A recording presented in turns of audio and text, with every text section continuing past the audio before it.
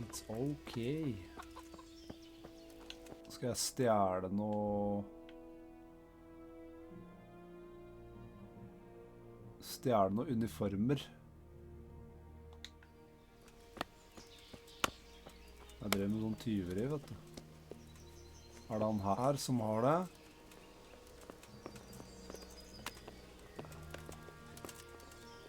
Knockout.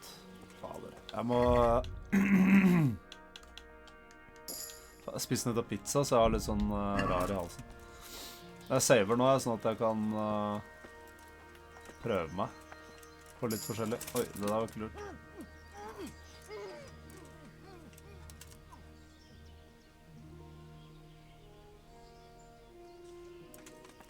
Du ser meg ikke.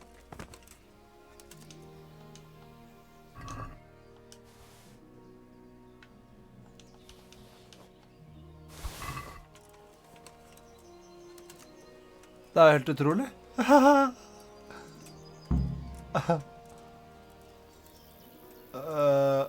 What?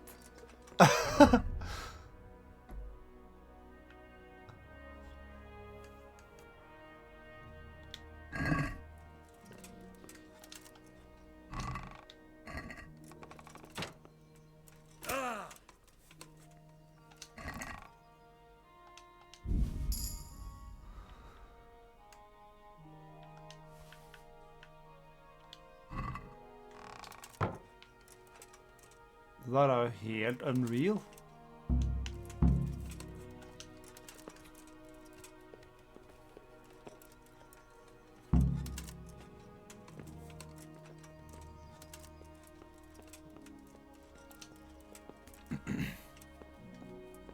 Jeg gleder meg så sykt til å spille toeren igjen nå, vet du. Og bare... bruke lang tid i starten og bare tjene opp masse cash og snike meg rundt og stjele ting og bare tjene masse penger. Zoom ut, please. Hva er det her oppe?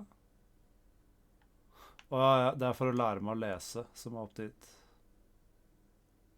Jeg får vel ikke fast travel hit. Nei. Får jeg dra dit da? You're too overloaded. Fader.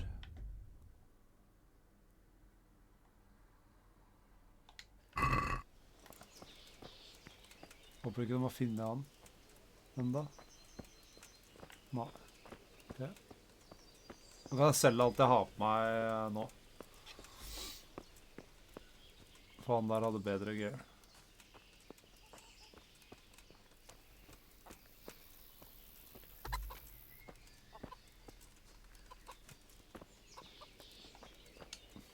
Good day to you. Can we trade? If you've got good luck to you. Weapons, ok. Så alt jeg har på meg, det kan ikke jeg selge. Så da må jeg bare...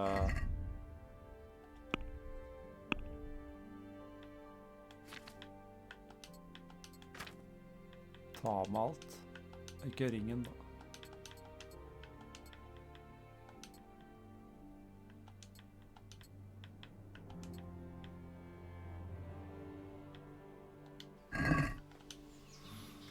Can we trade? If you've got the coin, the Lord watch over you. Sell. Ok. Selger faktisk alt som er gammelt.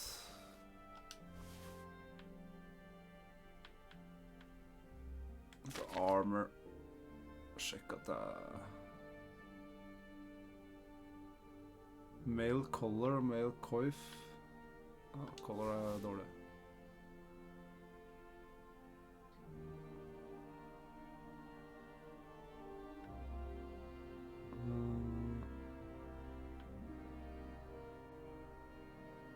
Old boots, har den andre boots.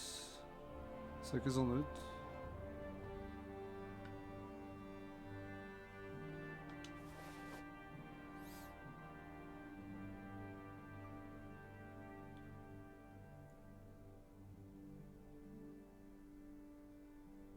Fader. Weapons.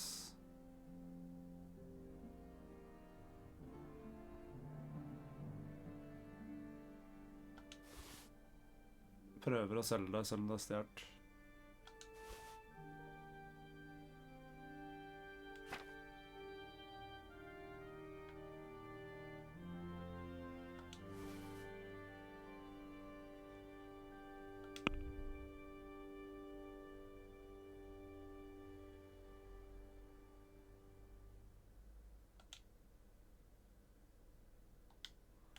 Wait a second.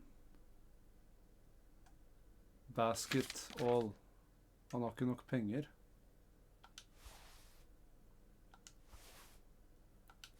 Hvor mye penger har han da? Trader shelf 25 gull.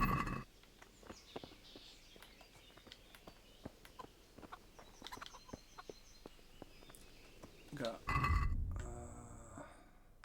Tar jeg på meg det som er bra her.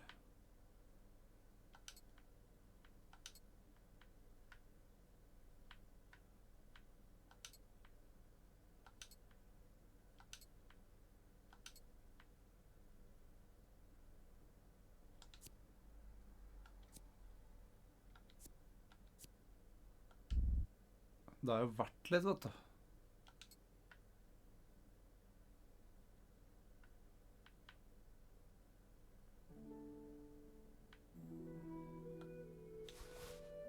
Jeg må droppe det bare.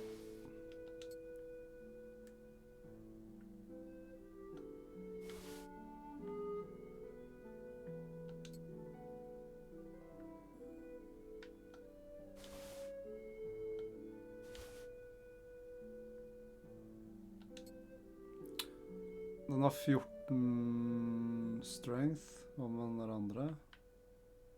Nei, jeg kunne ha... Ok.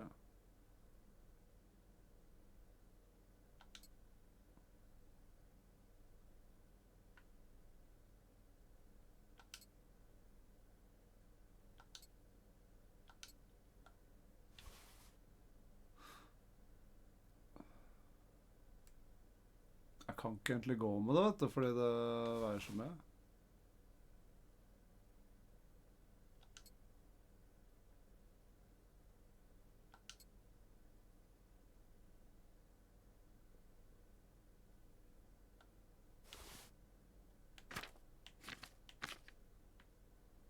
Må droppe den, og droppe de, og droppe den. Sånn.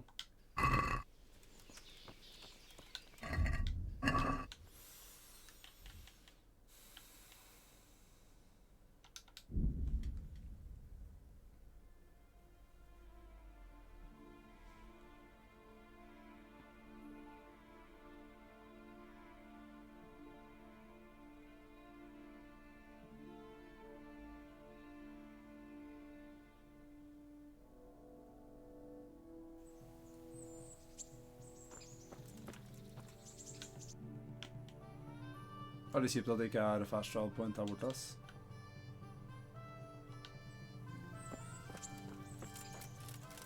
Hey, lad! Don't you want to do a wager on the Ratte tourney? Nei.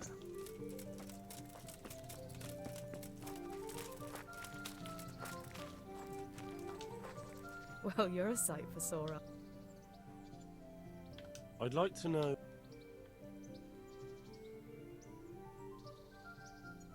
So, how do you like it in Rattay? It's a big town with good strong walls, so I suppose we're safe here. And they took us in our hour of need, but for how much longer? They'll grow tired of us soon enough. Who's this Sir Hans Capon? He's actually the real Lord of Rattay, and Sir Hanush is only his guardian, because Sir Hans is underage and his father is dead. Folks say he's a spoilt young pup with an eye for the lasses. Do you know anything about those human rapists? About... you know. They came to Hungary from God knows where, and now they... well, folk tell awful stories about them. I hope I never see them again. That's all. What are you up to? How would you like to, I don't know, come for a walk? A walk? I'd like that very... If that... It's... Hvor mange er klokka? 12. Ok, så egentlig egentlig som jeg drar hit. Join the together patrol between 11 and... Ja, jeg gjør det da. Få det mission unna.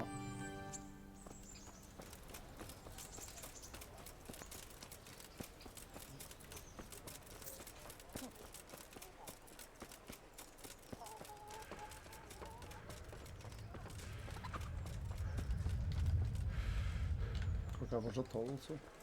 Implements, instruments, and tools. Everything forward.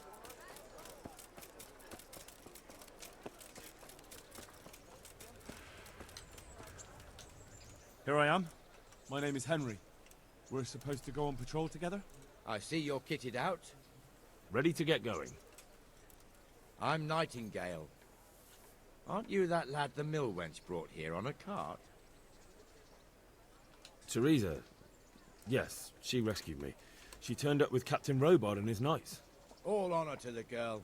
She has bigger balls than most men. Tell me, how did you pay her back? Well, I thanked her. That's not much, is it? You should go and see her when you get a chance. So, how did you end up in the service of the bailiff? I don't want to be kicking around in the dirt while other men do honest work. You're an eager one, aren't you? Come with me, Henry. We'll patrol the town and then check on the taverns to make sure they lock up in the evening. I'm ready. Don't forget, I'm supposed to try you out and, with the help of God, teach you something. So I expect you to deal with any misconduct yourself. I'll make sure you don't do anything too stupid. Let's go. Okay. It serves not only as the house of God, but as the crypt of the lords of Lipa, our masters. Walking. The gravedigger lives right round the corner. The priest, too. Our parish priest. Ah, a man shouldn't speak ill about servants of the Lord. Han går fortere enn meg når jeg går. This is our rat house. Pretty big, eh? The bailiff and his hands live there, and our maestro protonotarius, the scribe. And the jailhouse. You don't want to see the inside, not even as a guard. Naturally, we have an executioner too, but he doesn't live in town. That wouldn't be proper, as I'm sure you know. He lives by Gallows Hill, the other side of the creek. Ja, jeg har vært og This robba han. pillory was brand new in autumn, and 2 people have already been rotting on it.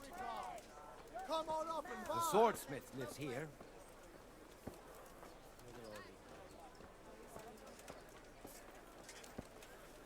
Det er kult å vise meg rundt i byen. What the hell is going on here now? Go and check it out, Henry. I don't want you here. What are you two screeching about? Stop making such a ruckus. About time you turned up. This filthy beggar thinks. My name is Jane. No one cares what your name is. This filthy beggar thinks she can come and stink in front of my shop. I want you to get rid of her.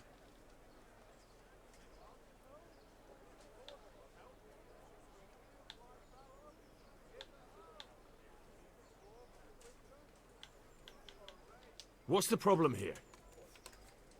This is my shop, and I won't have beggars sitting on my doorstep. Let her go and squat in a square. She won't be in anyone's way there, and there's plenty of folk to beg from. Must you sit here, of all places? Yes, I do. Why? Folk drive me away wherever I sit. I can't keep walking all day and night. I think you ought to leave the poor woman be. Ha, ha, ha, ha. Why should I?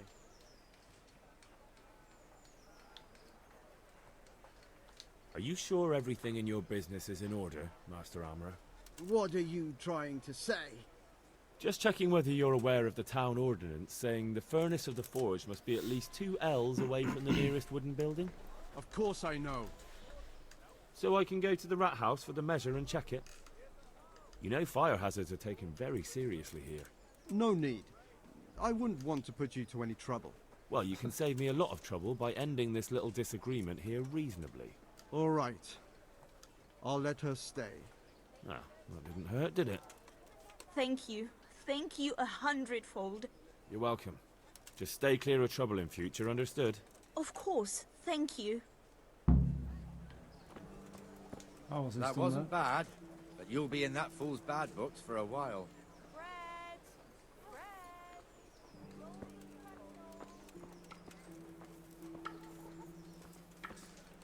Det var kanskje ikke så lurt å tulle med han armor-smitten, men Your old neighbors are living here now. jeg liker å It's a stå bit for of a shithole. the weak Even ones. so, you should be thankful to Zahanush. If the town burghers got their way, your folk wouldn't be let anywhere near the town. And now our people aren't too happy with him.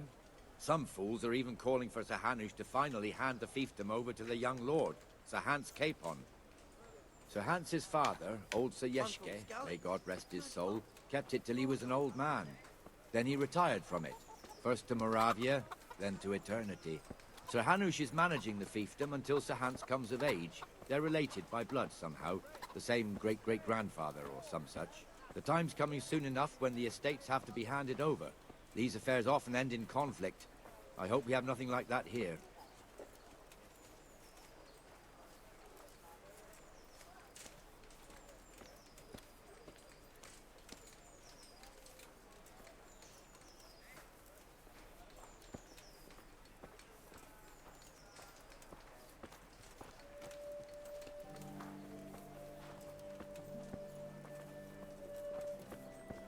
Det er litt annen start i det spillet her, ass.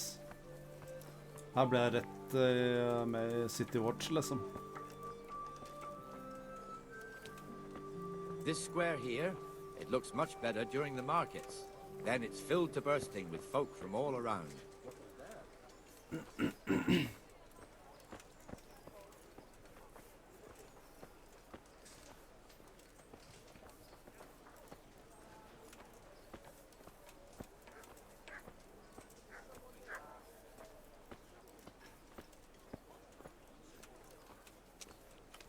We've also got the baker's shop here, and that mad merchant Wolfram Pruder.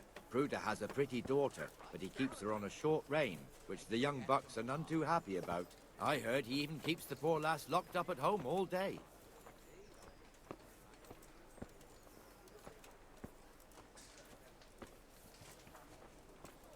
Look here.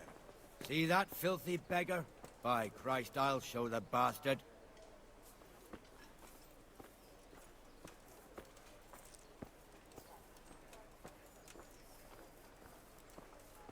Comfortable, are we?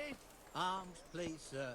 Who do you take me for? Are you stupid or just insolent? Well, what's the matter? Stupid, then. There's no begging allowed here, so pick up your stinking arse and haul it somewhere else. Who am I bothering here? Me. Us. Everyone. If Sir Hanush saw you here, he'd take a whip to you. All right, I'm going. Damn beggars. You offer them a helping hand, and they want the whole arm. It's not like the rules aren't clear. Beggars belong at the church. There's one alehouse here on the market square, the Trader's Tavern. The other's up by the gate. We'll be going there later. Damn beggars.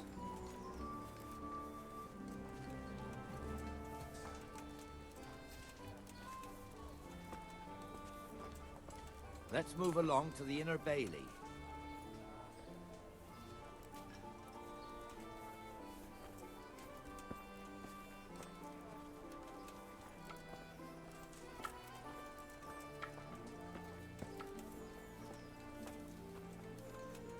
Beggars are supposed to be at the church, og det er jo kirke her.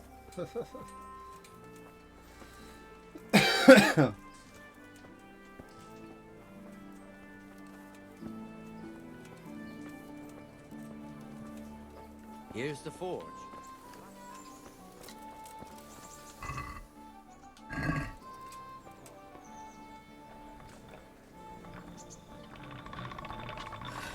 Us? What do you mean? You and your master, or your father, whoever taught you.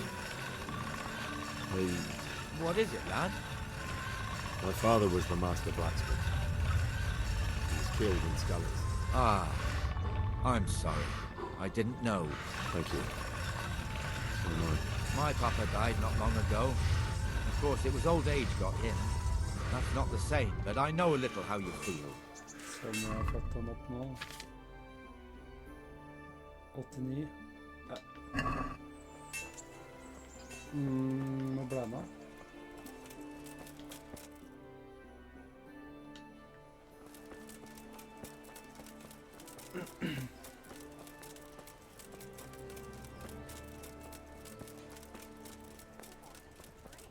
I can't wait here forever. Where did I get to? Ah.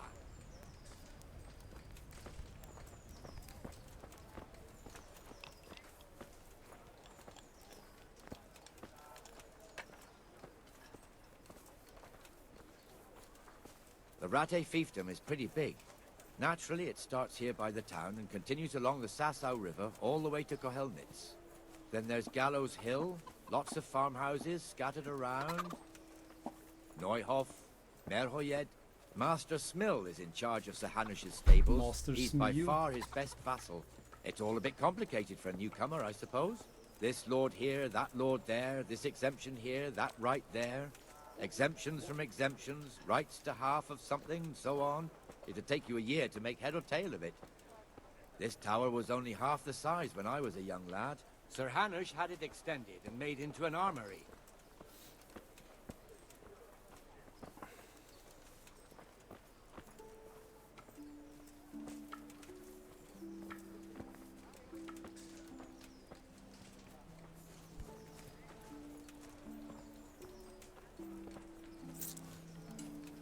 I've lost everything. My home, my family, my life.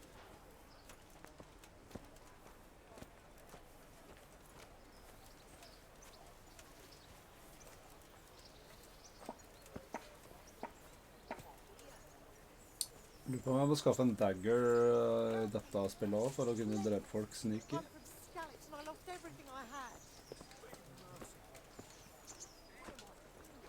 Good day. What do you want? Sorry to interrupt, but it sounded like you might need some help with something. What? No, nothing. What did you hear? That you might have hidden. You heard wrong. There's nothing hidden anywhere.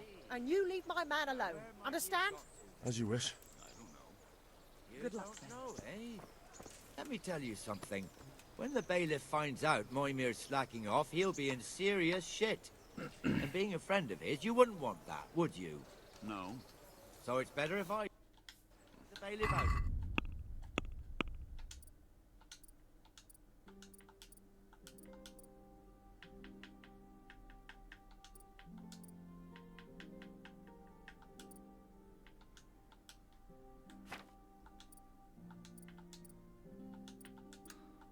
Sånn rart å se når du kan altså, hvor ser du hvor mange points du har?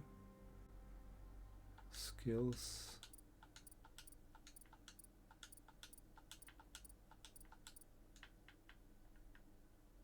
Hvorfor er det sånn stjerne her, liksom? Er det den bare? Stealth. After completing crime, you get a +1 bonus on strength and vitality until you're caught. You move almost silently in the rain. The noise of your footsteps is reduced. Ja, det er nice.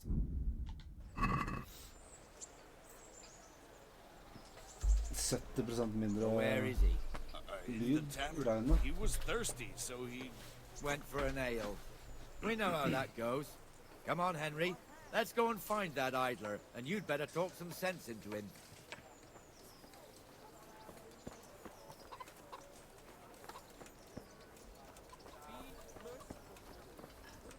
Der er Sir Hans Capon, ja.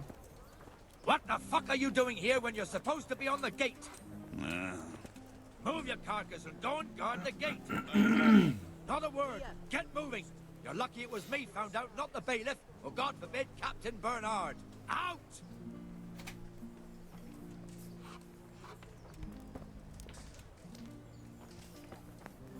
Come and sit with me, Henry. Let's have a drink. Å, jeg har ikke lyst til å spille det dritet der. I've only got 2 hands.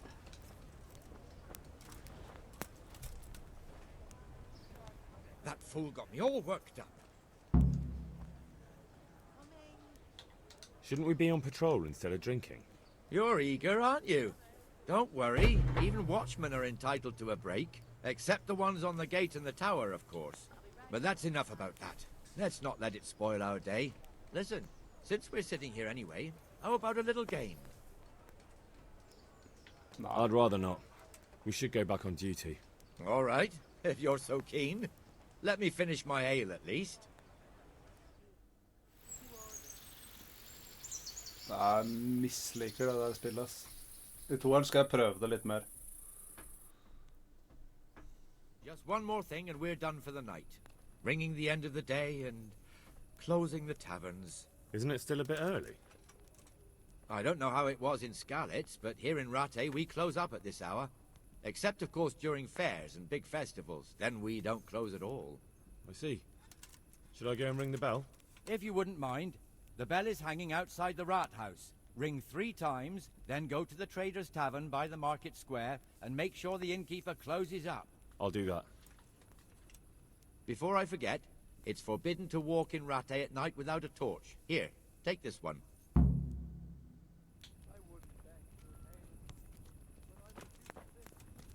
Okay. Ring the bell. Den var borte Rat House.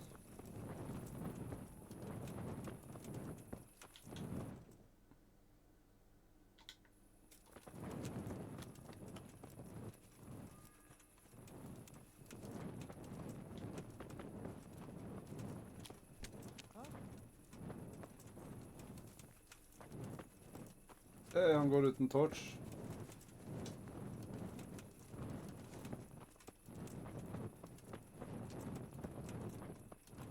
Det er hun også. Hey. And hurry up. I've no patience for beggars. Good luck then. Det går ikke an å si til at du må ha på torch. Hva var han der? Good health, dear.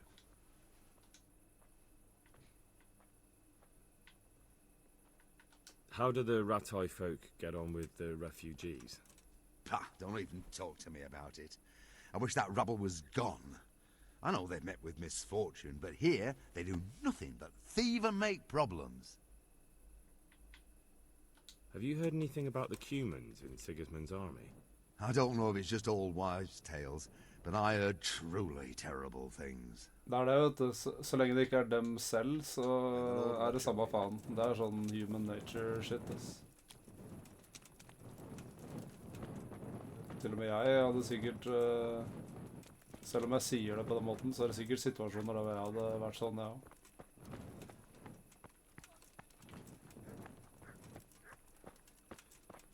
Helt tulling, liksom.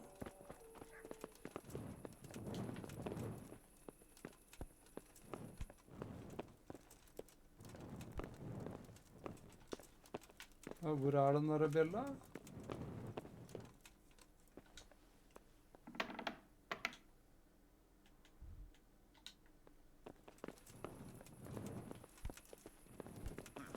Fetta.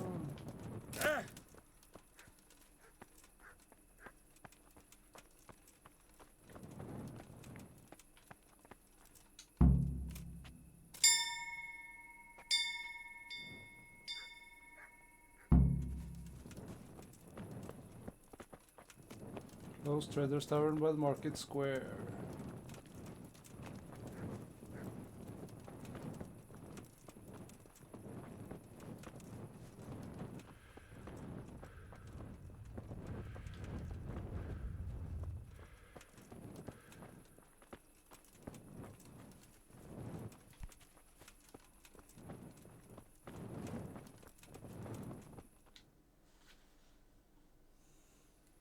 And the canon of St. Wenceslas in Olomouc was so drunk, he dragged the pig to the market square, saddled it up, and rode it out of the town gate. No, we could see that this wasn't going to end well. So, Sir Peter and I rode off to look for the good canon on his pig. Did you find him? We tracked the filthy beast down to a sty beyond Cronau. I mean, the beast with a tonsure on its head. We never found the real pig, but the Reverend was sound asleep in the pigsty. Birds of a feather stick together. It seems the same goes for pigs and prelates. I toast, gentlemen, to pigs and prelates. God save their bacon. Sir Hans, forgive my intrusion, but I need... Oh, but what? You want to join us? Want to buy us around? I'm afraid we don't drink with peasants. You're not in your village now, boy. No, sir. Curfew's been run. The alehouse is closing. Nothing closes while I'm sitting here. If that's all, you're dismissed. Are you out of your mind, lad? You can't cross his lordship. He's got a temper like a bear with gut ache. If I was you, I'd get lost before he shows it. The bailiff instructed me to close the tavern at the proper hour. He doesn't want anyone disturbing the peace after curfew. The bailiff? The bailiff can kiss my arse. I trust you haven't forgotten who's the rightful lord of Rattay. No, it's Sir Hannes. Oh, is he here? What, is he hiding under the table, maybe? No! Then what he wants isn't worth a fart in a bathhouse. And besides, he's only in charge till I grow up. Which clearly hasn't happened yet. Enough! You can't talk to me like that. I'm a nobleman. Come now, sirs. You're not going to fight here, are you? We most definitely are. This yokel needs to be taught his place.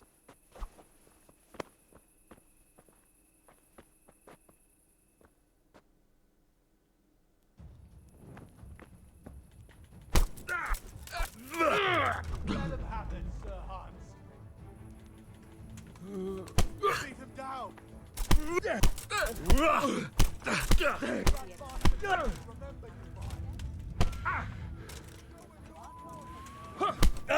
Oh.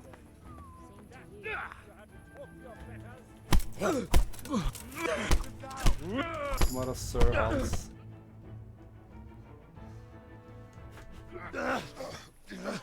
Crucifix! What in the name of Christ is happening here? Hell?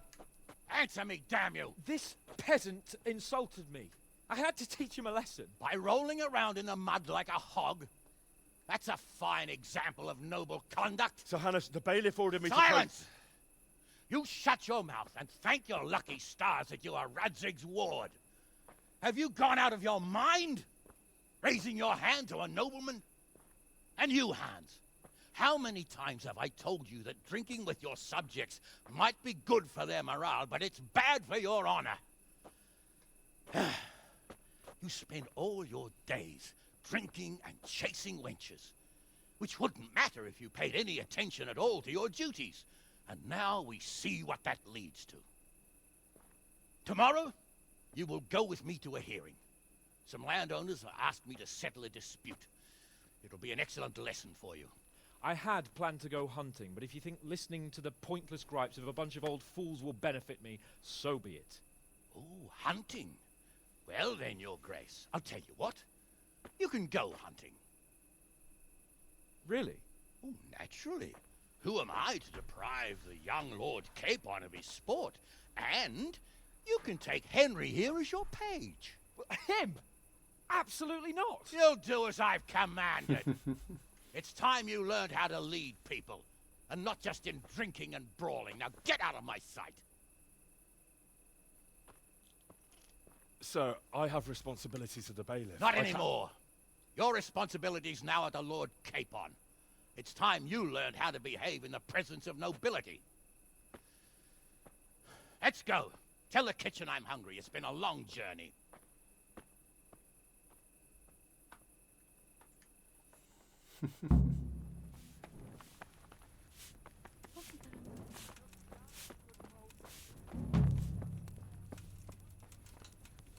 Good day to you.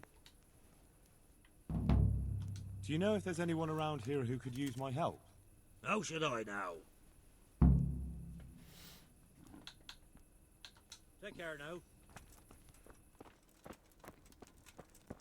Her går det an å spise fra maten deres uten at de gjør noe.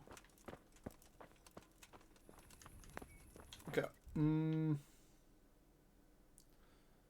Meet Lord Capon at dawn. Så nå kan jeg egentlig stikke bort dit, da.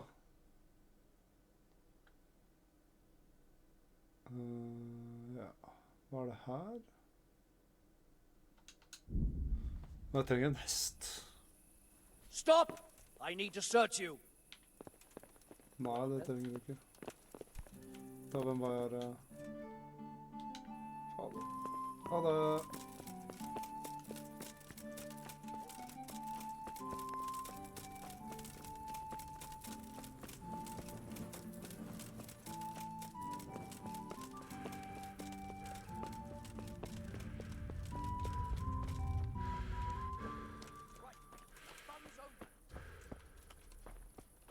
Altså,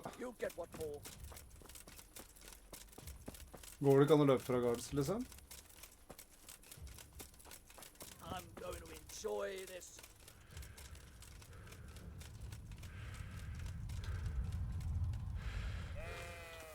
Bring it on.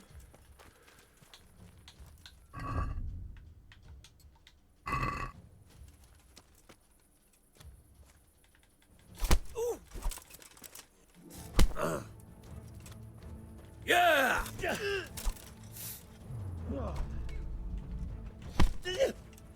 Here! You pay for that.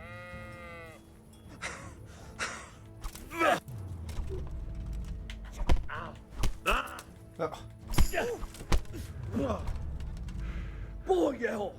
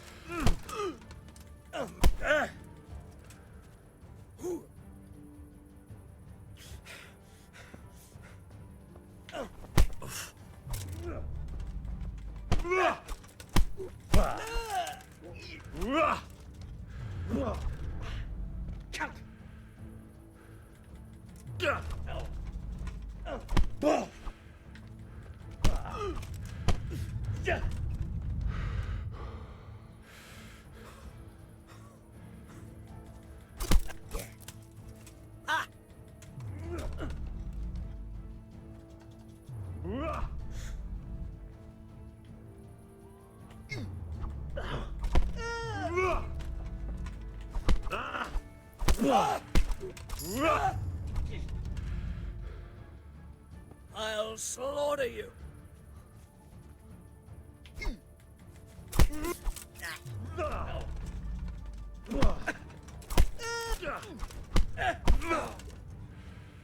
Gone weak at the knee. Ow. You're going to...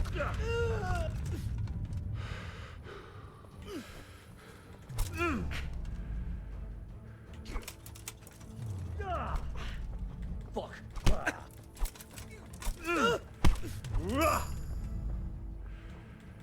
Ow. Take that! Okay, stop! Got you. And now I'll fix you good and proper. This definitely...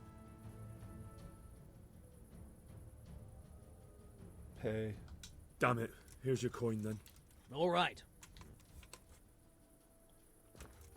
Ja, men det var bra da, for at han searcha meg ikke. Det var det jeg ville. Det funket, det.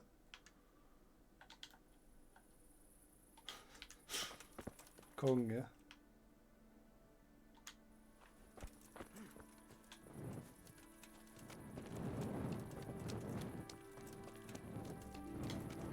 Ja, egentlig, de tingene mine, ja, de er fortsatt stjert, vet du. Så jeg må vente ekstra lenge før mister stjerte greiene.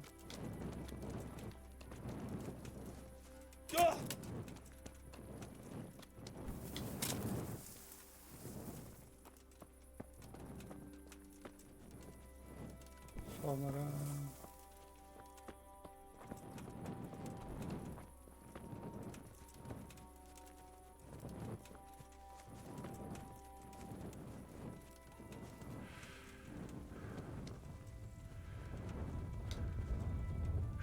Fikk jo litt skills da. I agility. Ok.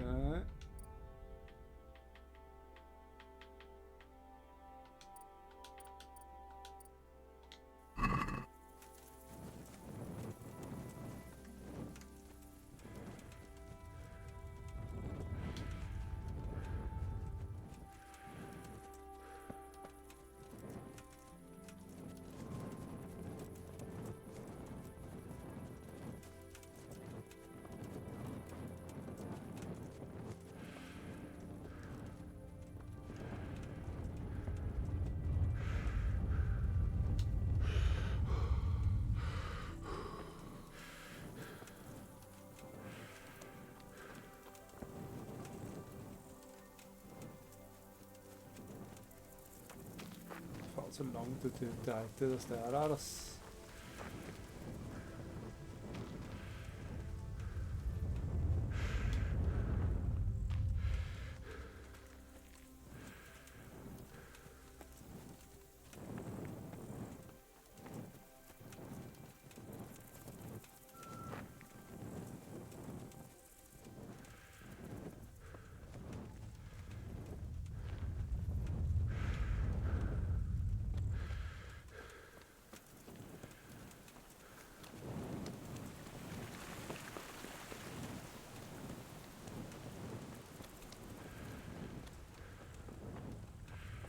Here we are.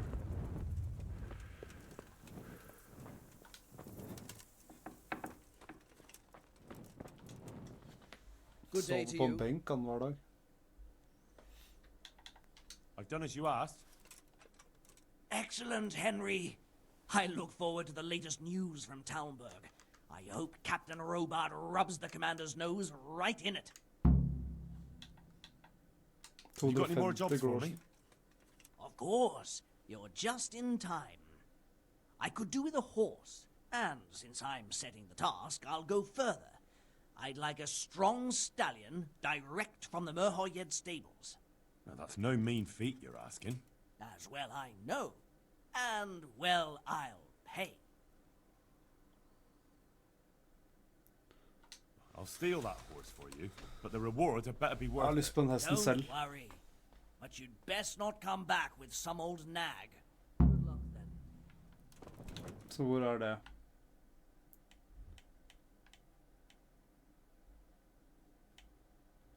Det er her oppe, ja. Ok.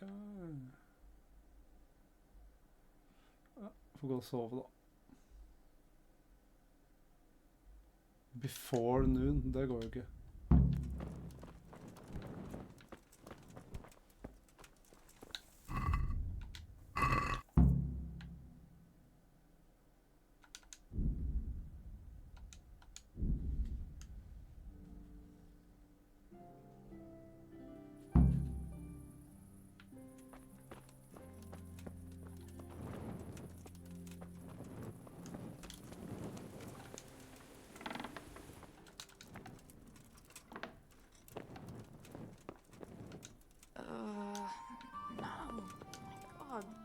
No, let me sleep.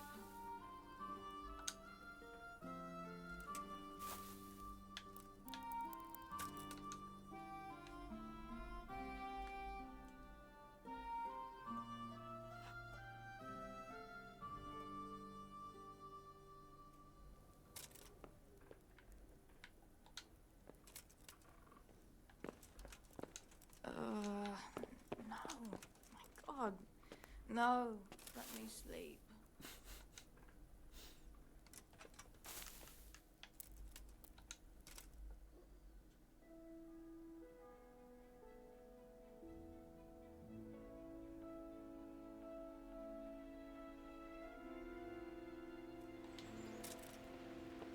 Nå må jeg våkne. Go away, leave me alone.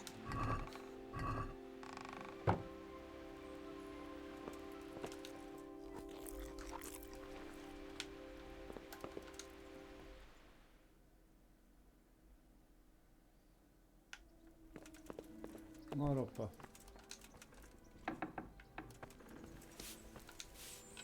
You look like something the cat dragged in.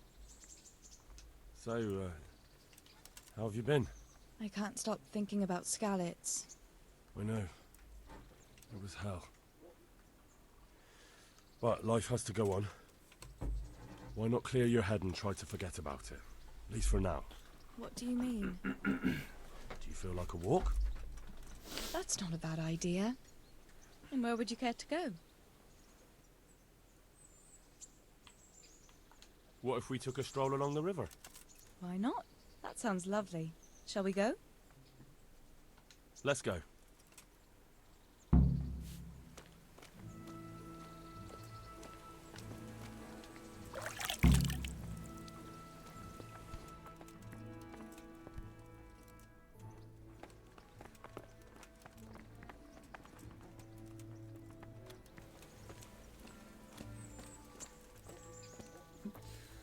I toeren så går man for fort for dem, i eneren så går de fortere enn deg.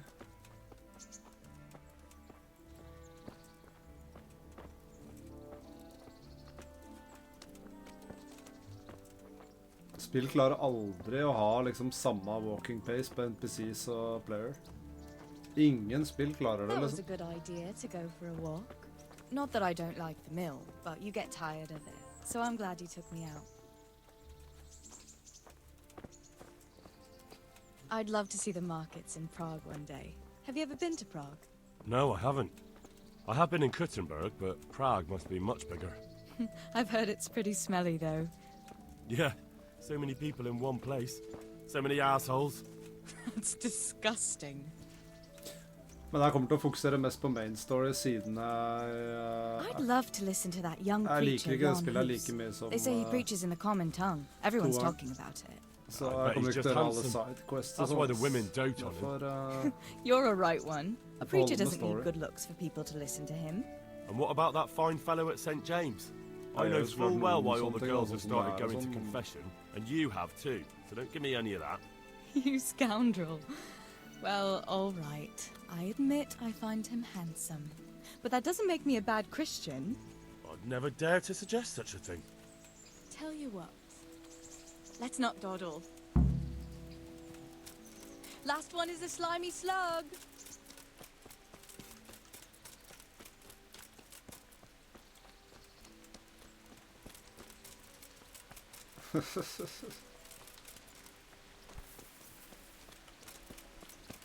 Skal jeg la vinne, eller? Gentleman. Jeg gjør det.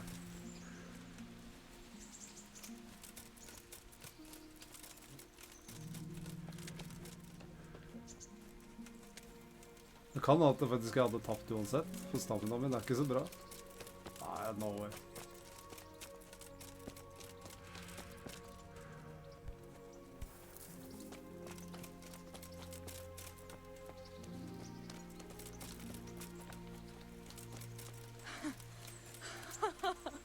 That was fun. Sit down here next to me, Hal. How?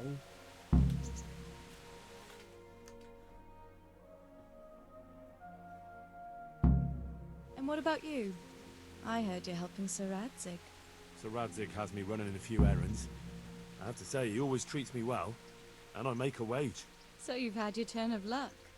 What's it like serving nobility?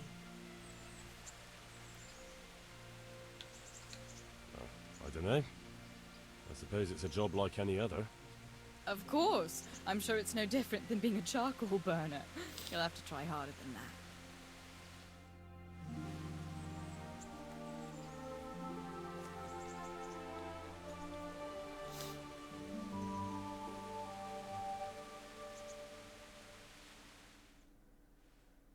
Now then.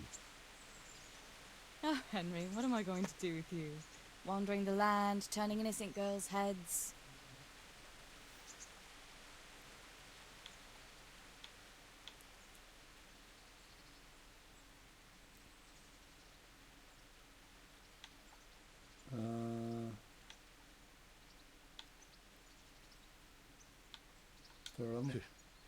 The only one here whose head is all messed up is me. How do you always manage to look so good? Just look at the lady killer. Where did you learn to talk that way? I don't recall which church service it was exactly. You scoundrel. But you certainly know how to make a girl feel special. You may continue. But now I have to go. Can I go with you? Just a little way. I don't want anyone to gossip. Ask Teresa out again in a couple of days. Thank you for coming with me. Please come and see me again.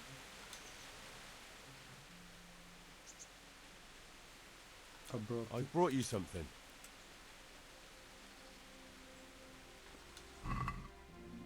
Ja, jeg kan gi jo den ringen. Oh, Hal. Is this for me? This must have cost you a fortune. But I like it very much, thank you. You really mustn't bring me any more gifts like that, or you'll spoil me. Fancy doing something again? I'd love to, Henry, but not just now. Come and see me in a couple of days. You've got to let a girl catch her breath now and then. Ok. Da... Zoominga så jævla jank, ass.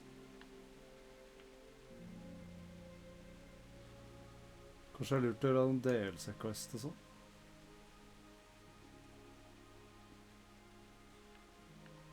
Jeg går og lærer meg å lese først. Det var her jeg møtte på bandittene sist. Carcass on the road. Ignore it.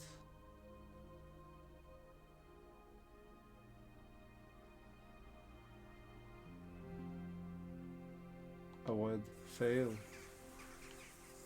What the hell? Det er sikkert ambush. This won't take long.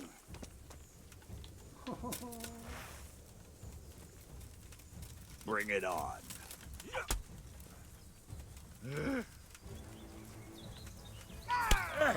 Your end is nigh.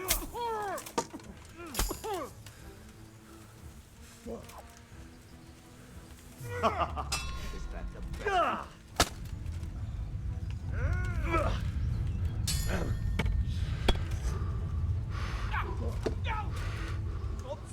I'm going to. Ja. Det er så... Det er et fucka, liksom.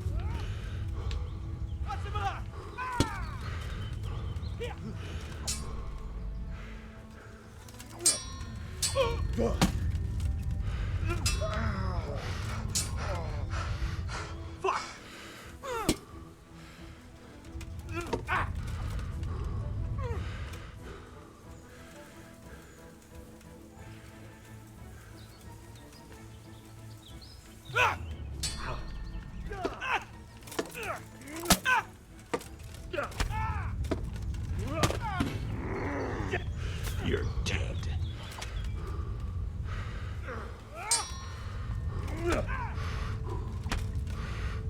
Take that. You orphan.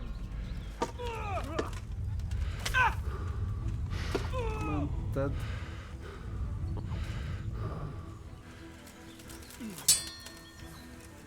Well then. Jeg fikk en. You'll get one.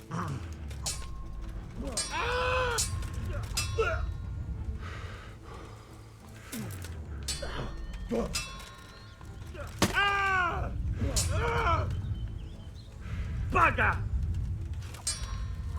Av. Yeah.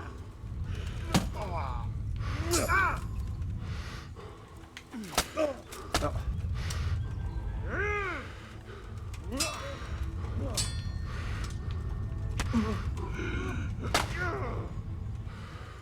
Got weak at the knees.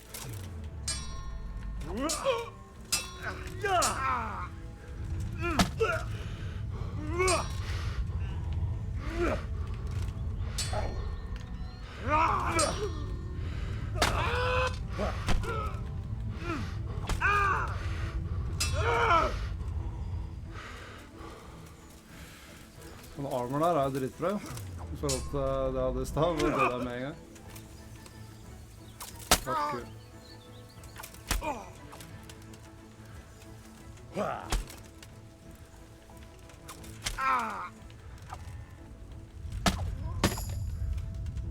død da.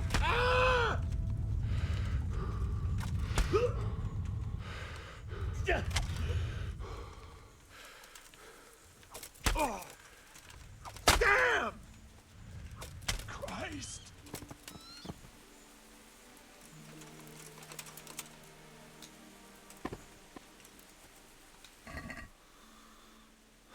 Skal ha skitten deres, liksom.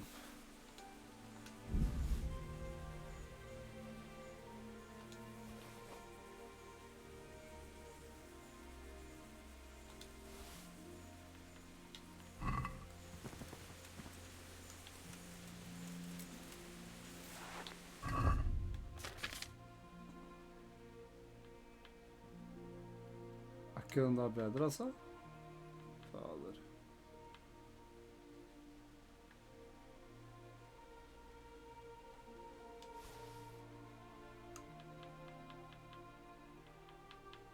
får ikke bært det, for det...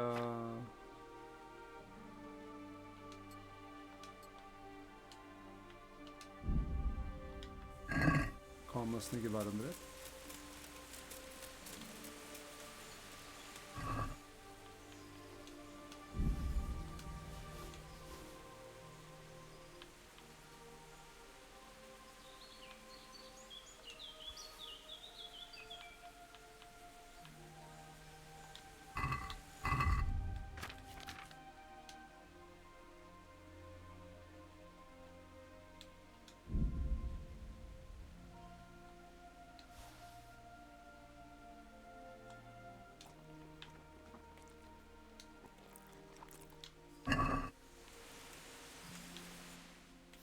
Det ble kult da at jeg vant fighten.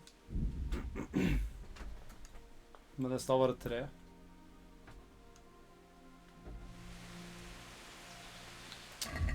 Da lurer jeg på om de tingene der vises som stjert.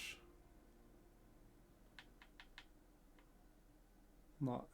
Det er bra.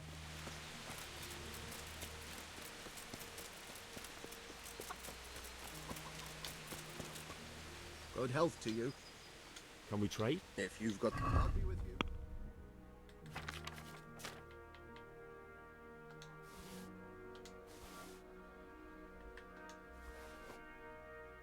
Han har jo ikke penger.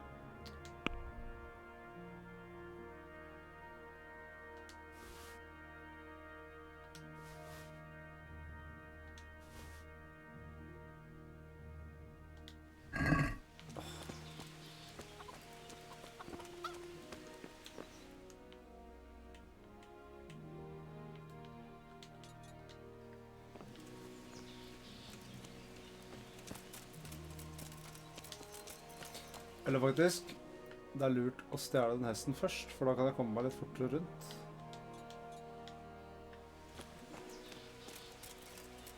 Det var genius.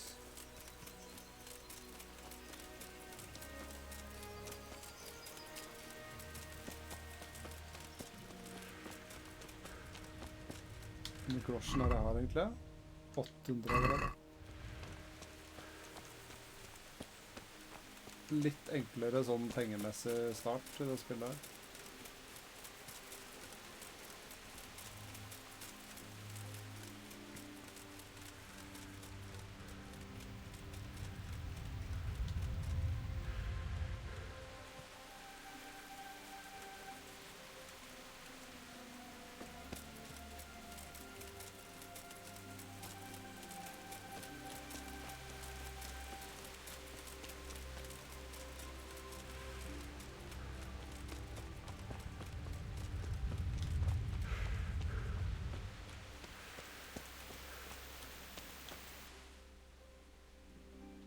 Fortsatt langt unna.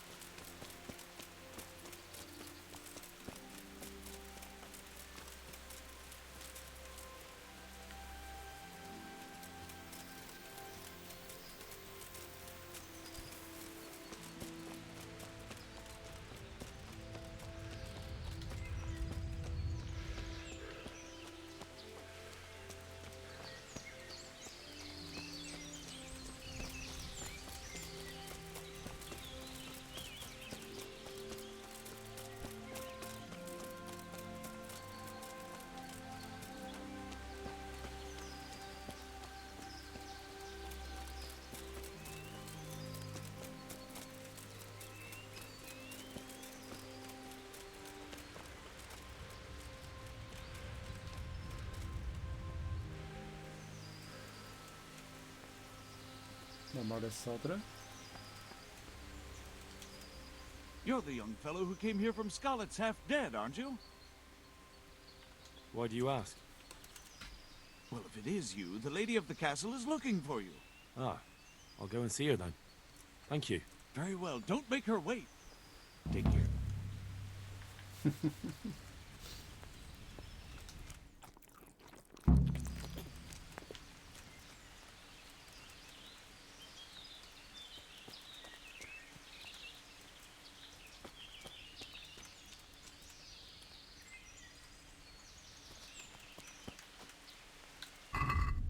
Saver snap. Hva har jeg den da? Det står liksom ikke.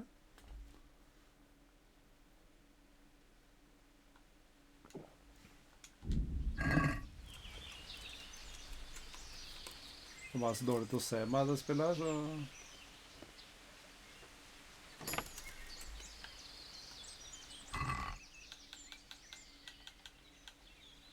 You there! Stop! Det var ikke en dritt da, tror jeg. Whoa! What? Don't even bother starting with... You should have thought twice about what you're doing. What's that? Damn it. Here's your coin. You purge us, and since...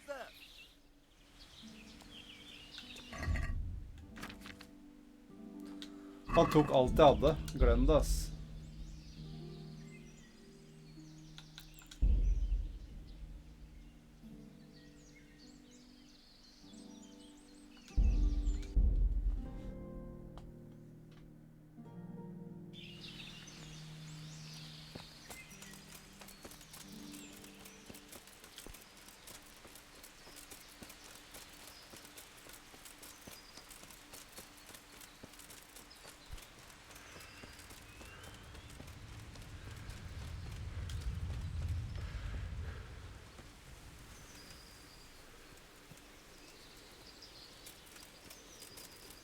Her har vi gården, tror jeg. Ja.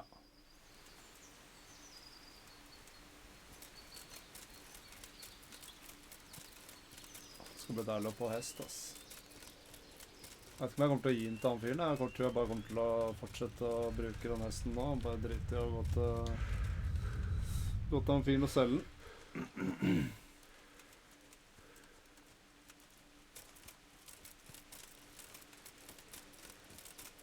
I hvert fall for en stund.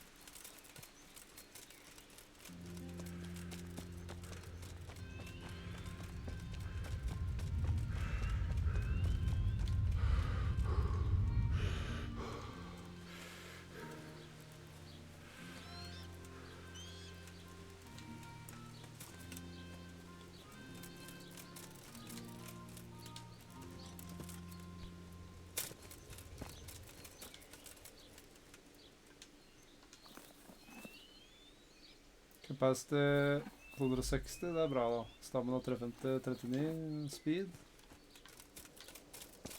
Se hva det andre har. Litt bedre speed.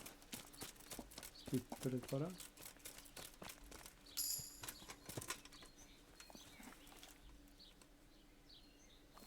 Mye stammen da.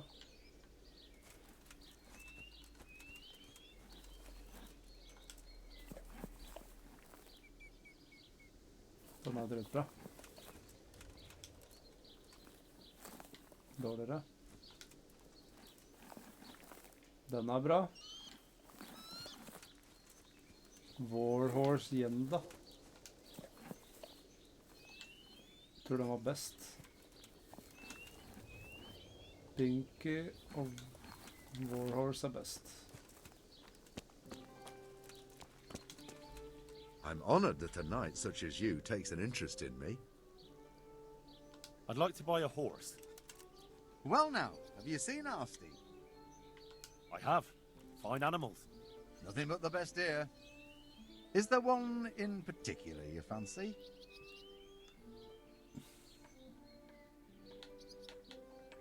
Oh, the best horse I ever saw. Strong, fast, loyal, a proper war horse. But... Well, he ain't the most fragrant. Actually, he reeks. To tell the truth, he stinks diabolically. Ooh. Maybe some other? Pinky. Good choice. One of the smartest mares we have here. You'd think she was faster than time. Ooh. Maybe some other? Oh, she's a pretty good horse. Oh, she's got a... He said, them Paul. Akkurat en Maybe dritt, some... vet. Look up to you. Let's trade, da kan jeg selge deg...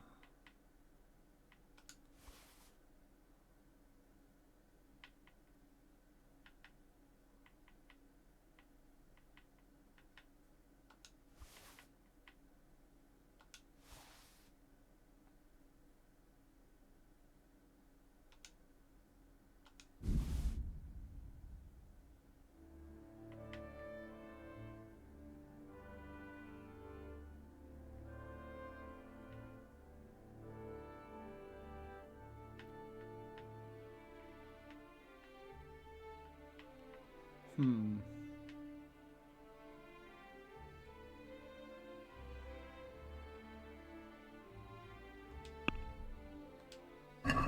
you want to get me in trouble? Her fikk jeg ikke solgt noen ting.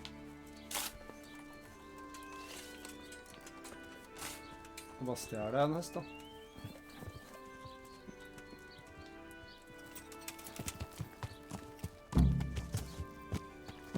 Ja!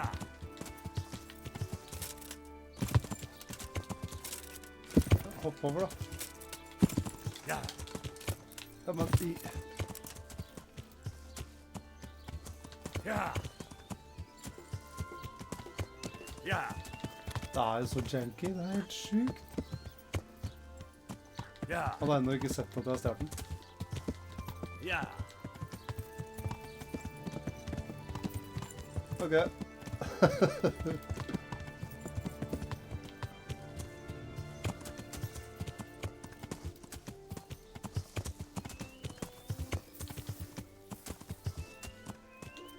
Nå har vi hest.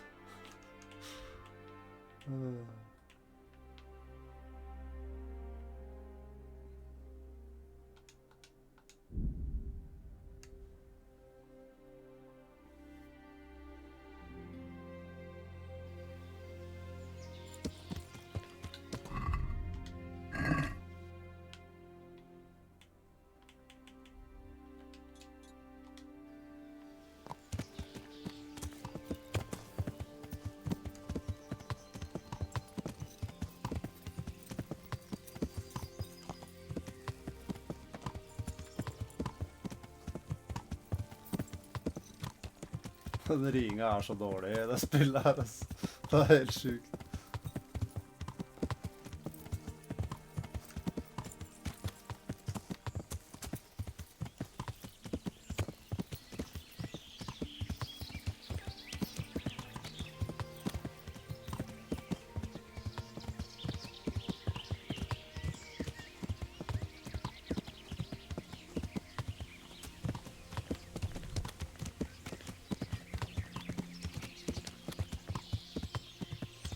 Ja!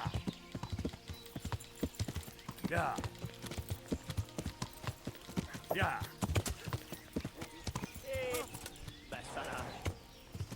Oh, humans. Ja! Run! Run! Ja!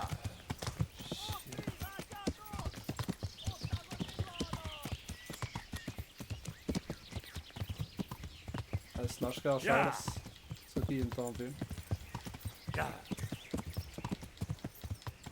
Ja! Den er dritkjapp. Ja! Ja! Ja!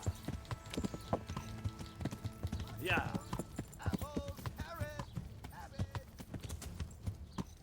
Ja!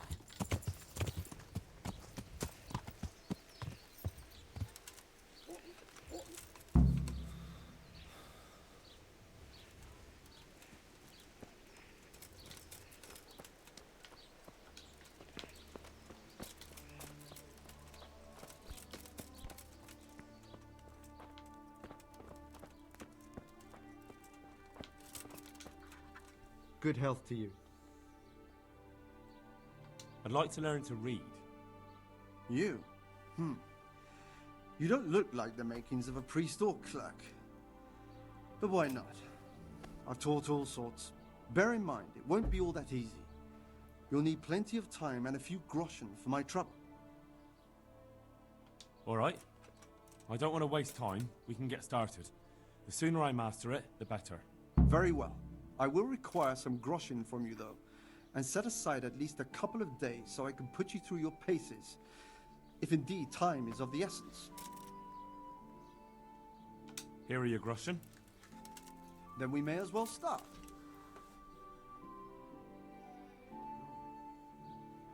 He did break his vow, but better than to dishonor it here.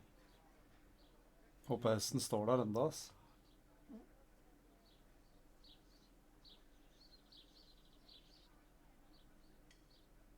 Wake up, lad. It's time we were getting on. So, let's see you read a bit. There's a book here on the table. Try to read it. Will I manage? You ought to be able to. It's a simple text. Come back once you've worked your way through it.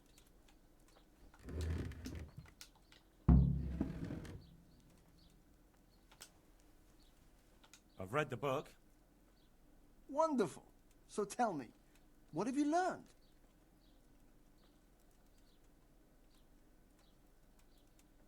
There was something about some fellow and a goose. Ah, well, the main thing is you've managed to read the book. The rest is just practice. Only through a careful reading will you uncover the real meaning of the text. No book is written on a mere whim and without purpose. Like I told you, books are valuable. And the words that you place in them ought to be no less so. Does that mean that I can read then? Yes, you have the foundation. Remember, my boy, the pen is mightier than the sword. To fully learn your way around words will take a lot more reading yet. Now we'll move on to the second lesson, which will be much harder.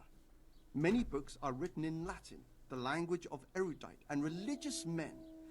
If you really want to be able to read, there's no getting away from Latin. There's a book on the table with some text. Read it and then come back.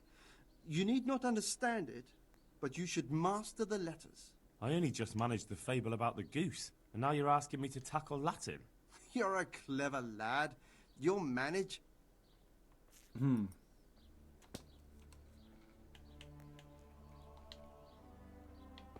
den boka her, eller?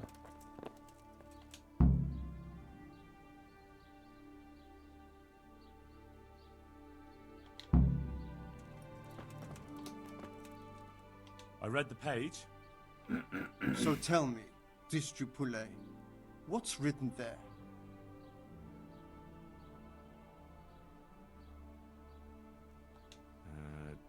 Nullus est liber tam malus, ut non alique parte prosit. Good heavens! Don't tell me you haven't had lessons before. Genius. Excellent. Well, there's nothing more I can teach you. Congratulations. You can go and be ordained right away. Thank you, Domine. I'm feeling a lot wiser. Jeg kan lese. Det tok meg bare 2 dager. Hesten står der, og alt er som det skal.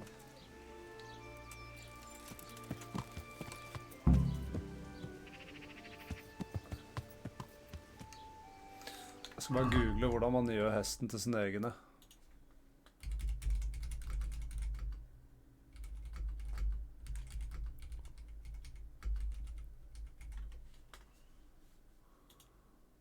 How do I make it mine?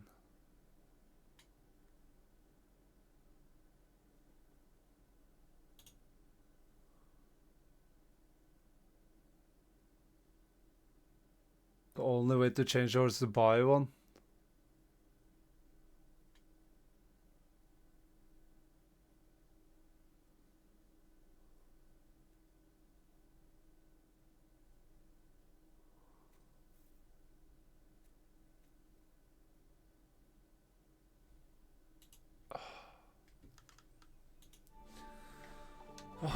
Da får jeg gi denne til han fyren, da. Møkkete møkkemøkk, ass.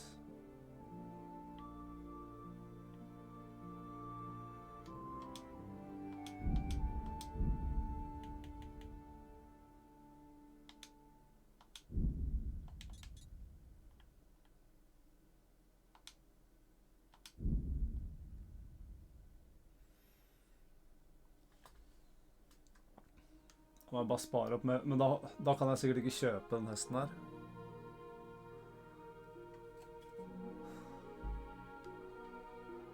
Nå gir han den aller beste hesten, liksom.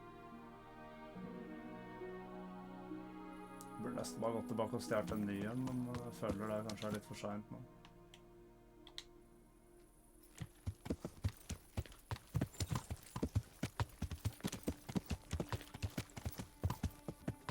Jeg nøyer meg med nest best, da. Håper jeg rammer han der per meg mye, ass. Best for den. Så blir det juling. Ja! Ja! Ja! Ja! Ja! Ja! Ja! Ja! Jeg forventer I hvert fall 1000 groschen for den hesten her, liksom. Ja! Minst. Ja! Ja! Ja! Ja! Ja! Ja!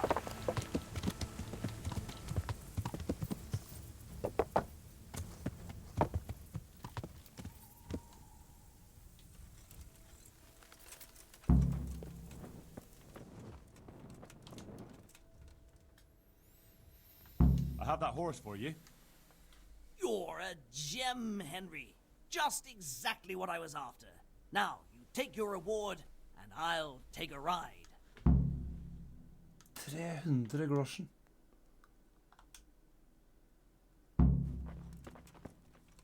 Fuck han der, altså. Gods. I'm at a loose end. Since you put it like that, I'll think up a task for you. Now, let's see. I've been wondering for a while what I could get for my wife to cheer her up. I haven't been too kind to her lately, so I'd like to make amends. Maybe some jewelry? You want me to get jewelry? Yes, indeed, but no ordinary sort. Make it worth it. I want something fine, something that belongs to a noble woman. Wojciech, there's only one noble woman around here. And that's precisely whose chest you're going to pinch the jewelry from. Nei, jeg skal ikke Have you lost your mind? A great risk merits a great... I'm sorry, but I want... Jeg stjeler det heller selv og selger det.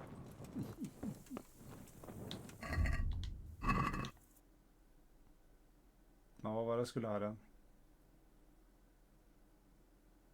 At dawn. Ja, det tidlig på morgenen, det.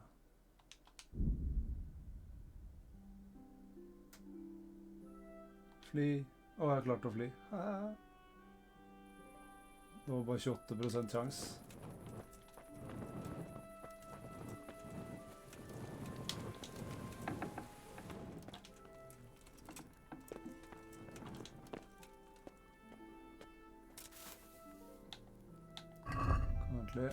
Lese boka. Study. You haven't reached the skill level needed. Kanskje jeg kan...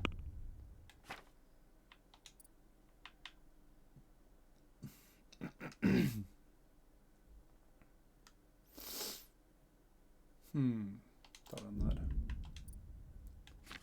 Skills. Reading. When reading, you'll get tired and hungry twice as slowly. Sure. Stats, vitality.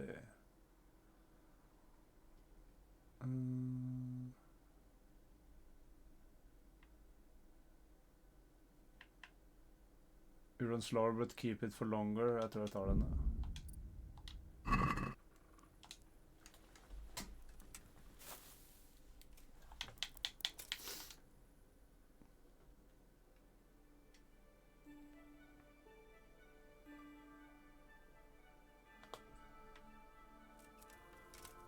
Sånn.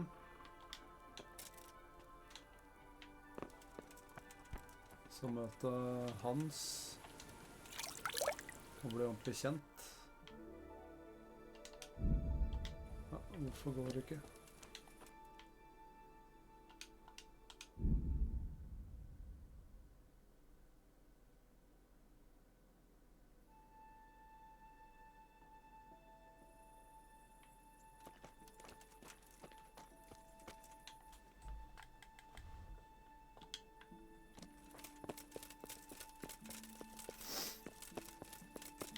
Har de tingene mine blitt minne nå? Nei, ikke enda liksom.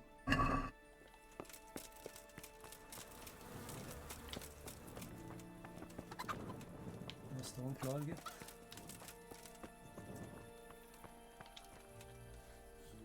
Here I am. I'm overjoyed. Have you got a horse? No, sir. Where would someone like me get a horse? Good point. Unless it was a cart horse, I suppose. Well, you'll just have to trot along behind me like a good dog. But, sir, isn't there a horse I could borrow? Oh, certainly. Why don't you just have mine? Or, then again, you can just run alongside as befits a peasant. May the Lord watch over you.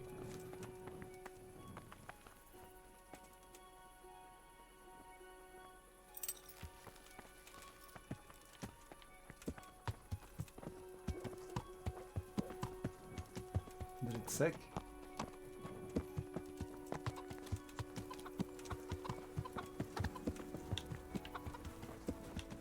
Jeg har ikke bua equipped, det. Det er hans bue.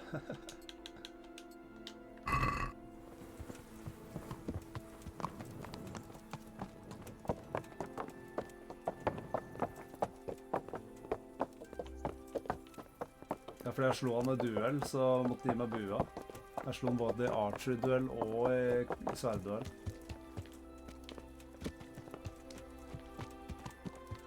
Let's go! Yeah!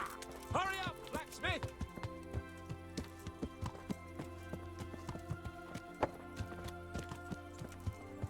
Skal vise deg peasant, det.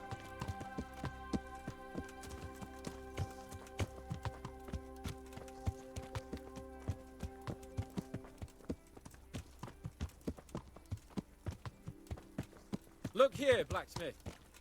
About that business at the alehouse. Yes, sir. Hanush was right. I should have behaved differently. More, well, gentlemanly. But that doesn't mean you were in the right. You can't throw a lord out of the tavern in his own town. Understand? Yes. I was just... What? Speak up! Don't worry, I won't bite your head off. It's just that when you said those things in the arena, sir, I was, a little upset. Ah! I just like to tease greenhorns a little. And you vexed me too. You were insolent to Captain Bernard and they rewarded you with service. Whenever I do anything reckless, even if it's for my honour, Hanush is on my back about it and I get punished. Like now. I didn't mean to threaten anyone. Well, it's all water under the bridge. Let's not spoil our hunt.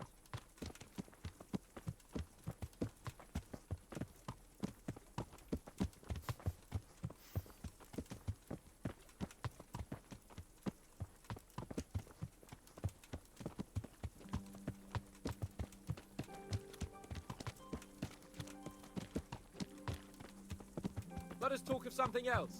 Is this your first time hunting? This kind? Yes. I've been hunting since I could walk. If you're not a complete blockhead, you might learn something useful. And if you don't cock it up entirely today, maybe I'll take you again. It's always helpful to have a minion at hand. As I said, I have hunted before, but it wasn't... Chasing bunnies with a pitchfork isn't hunting. Observe and learn. I'll do the best I can, sir.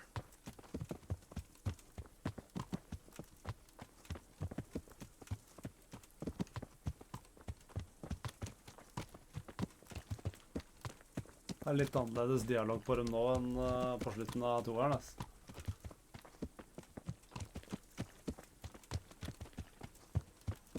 Listen, I wanted to ask you about scallops. I don't know if... that is, sir, I don't know if that's a suitable topic of conversation for the hunt. We're not hunting yet. I'd like to hear about it at last from someone who was actually there. The Cumans attacked Skallets, and, anyone who didn't flee. That's what they all say. I want details. Is it really necessary, sir? Arguing with the nobility again, eh? It seems you're a bit of a rebel. No, not at all, sir. It's just that... well, it's hard for me to talk about.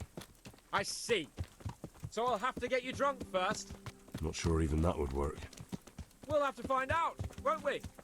There's a nice little place just north of here. We'll camp there and you can tell me all about it. If you wish, sir. And don't dilly-dally. Let's try and get there before the day's out.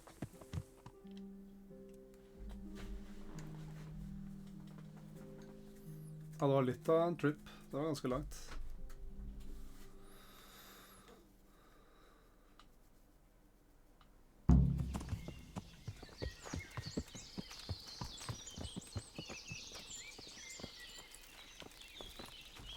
We'll make camp here.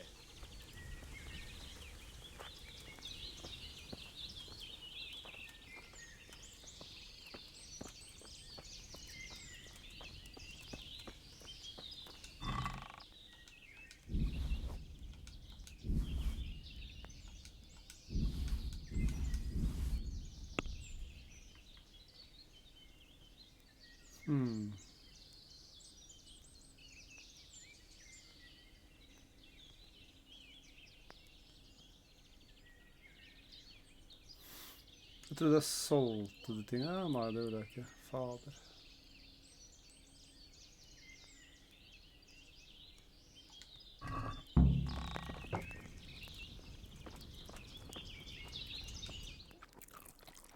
From his saddlebag. Ah.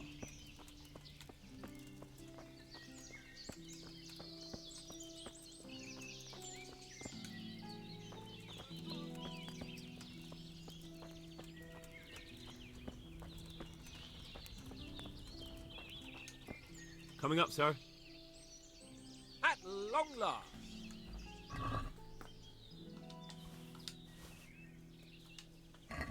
So, are you enjoying being on the hunt? I am, although we haven't actually hunted anything yet. That doesn't matter. Hunting is a diversion. The main thing is to get out of Ratte for a while. Listening to Hanush's lectures all day long would drive anyone mad.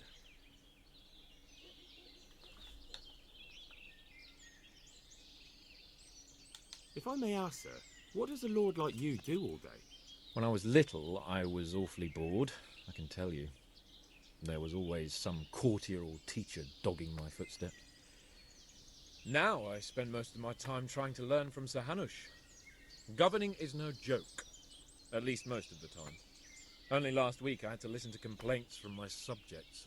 But that could be interesting too, couldn't it? My lord, this yokel here empties his piss pot in my yard. And sir, that old hag put a spell on my cow. And sir, my old woman is fucking half the village. Like a flock of sheep, bleating all the time. Even study is more interesting. How come Hanush looks after you anyway? For a start, he doesn't look after me. I'm not an infant blacksmith's boy. Hanush is just managing my property until I'm an adult. When will that happen? What are you implying? Nothing. I didn't mean it like that. I meant that you seem quite adult to me already, sir. Well, it's hard to say. Before he died, my father appointed a council of nobles to decide the matter. Only they can't be bothered travelling halfway across the country just to assess the claim of some stripling. Under normal circumstances, it wouldn't be necessary. The king would decide on my adulthood. Only... The king is gone. Just so. What are we going to hunt? Humans. What? Humans? But... You should see your face! I got you there. We'll see what we can get. But I'd like to bag a boar. One, at least. And a few hares too, eh? But what about you? Before I couldn't get a word out of you, now your tongue's loosened. So, tell me about Skalitz. I heard Sigismund had 100 banners there. I don't know, sir. I didn't have time to count them. Both of my parents were killed in Skalitz, right in front of my eyes. The Cumans slaughtered my friends and neighbours, and it was a miracle I got away. I don't know what else I can add. I'm sorry about that. But tell me, I heard in the tavern... What, that Sigismund flew down on a dragon? That the Cumans have horns and hooves? I'm sorry, my lord, but for me, Skalitz isn't a tale of adventure to share over a tankard of ale. All right. I understand. Well, never mind. Anyway, it's too late to go anywhere today. But tomorrow we set off at first light. Got it? Yes, sir.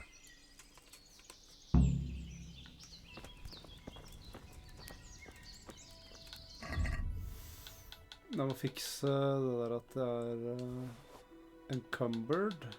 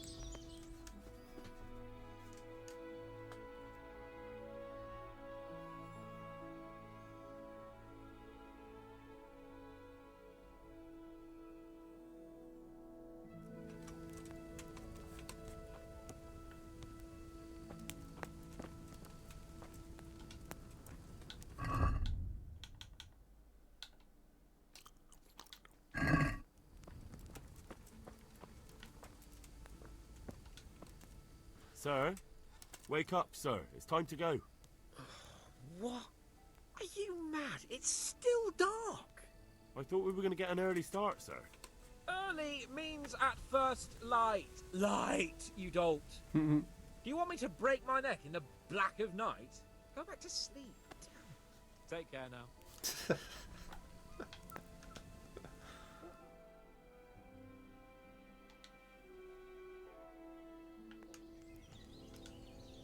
Sir? Wake up, sir. It's time to go. What? I thought we were going to get an early... Early. May the Lord Don't watch lie. over you. What are you waiting for? Your lord requires you for the hunt. Ugh, really? Such a renowned hunter needs help? You wouldn't dare mock your betters now, would you? Heaven forbid, your lordship. If that's the way you want it, Betters. peasant, we'll meet back here at noon.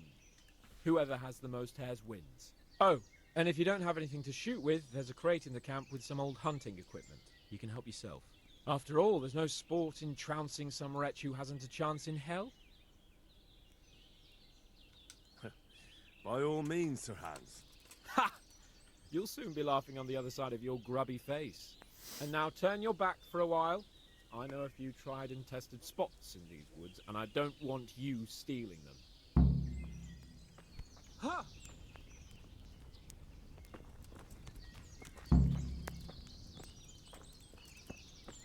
Han har bikkjer og alt mulig, liksom. Det er greit, det. Hva er det der for en marker? Zooming, ass.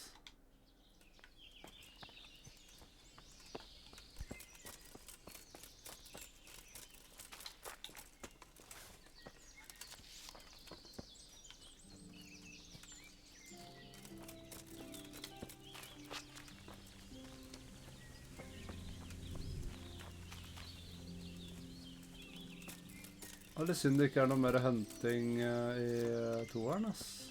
Jeg tror ikke jeg huntet den eneste gang, jeg, på dyr.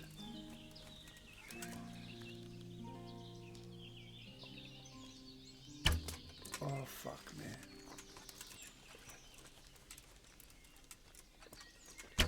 Ja, men...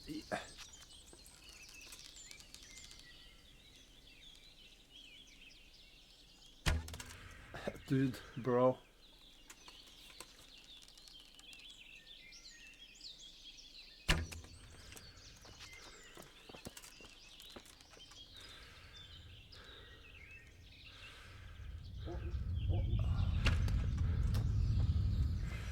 Oh my god, så jævlig.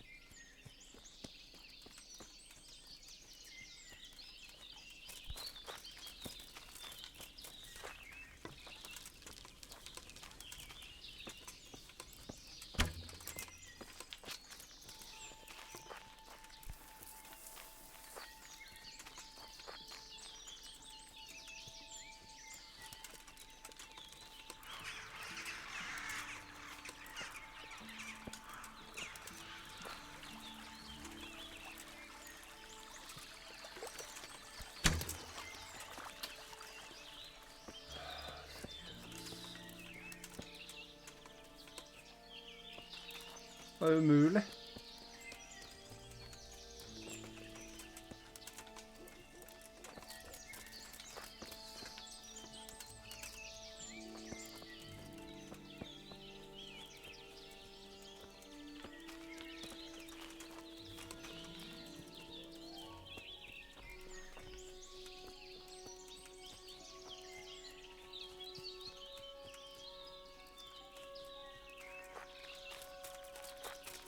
Tar snart bare sverdet, ass.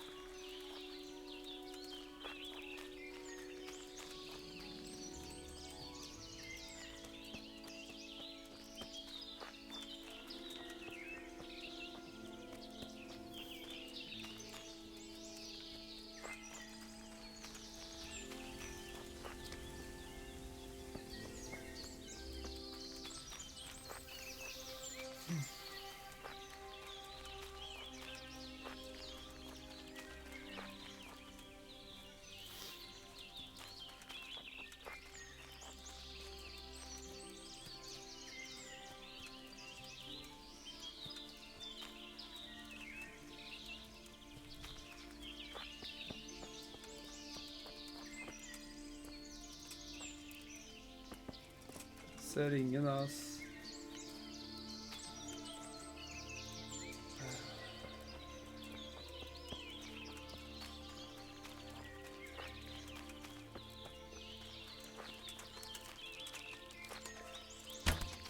Jeg greide det.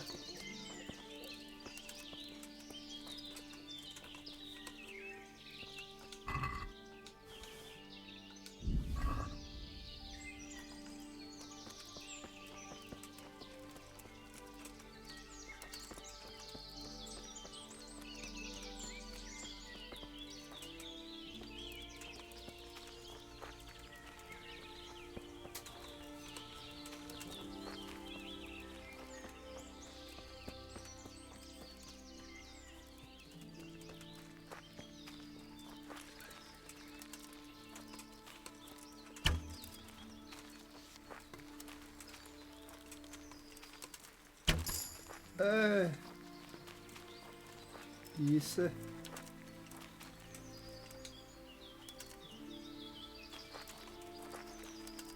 Nei, jeg fikk den ikke.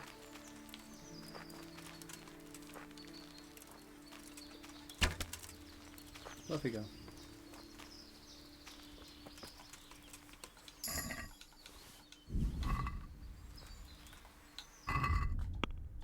Reach a level in hunting.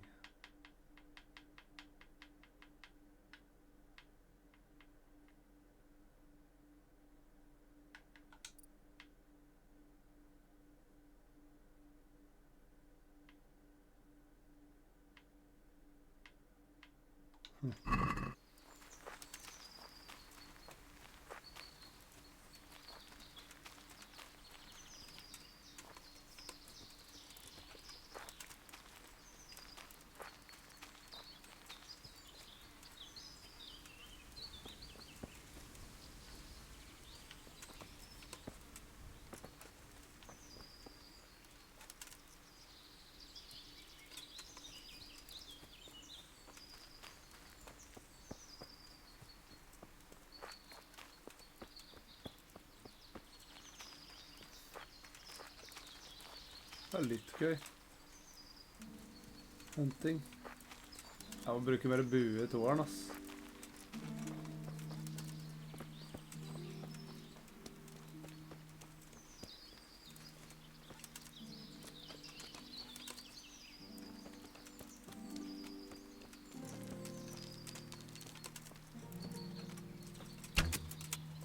Så like før.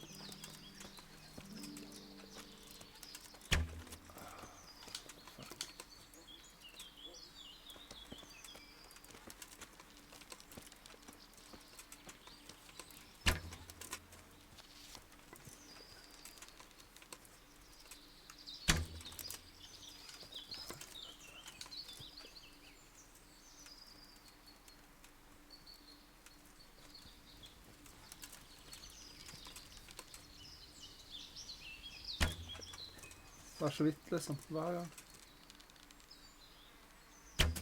Oh my god.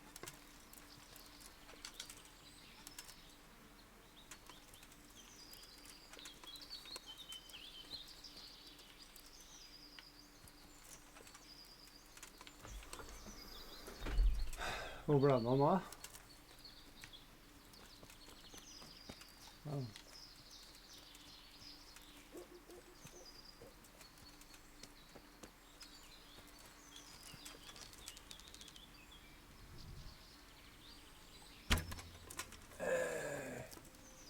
Got him.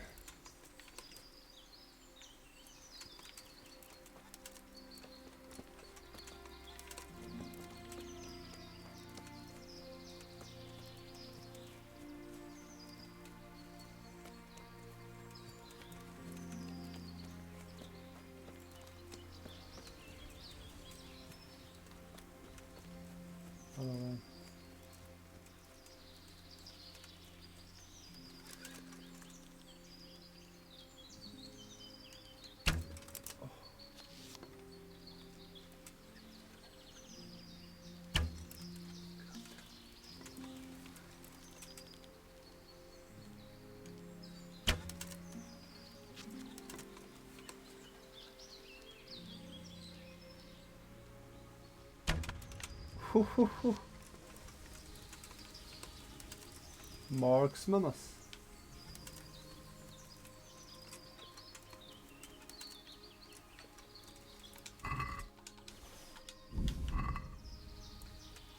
Så en til oppover her.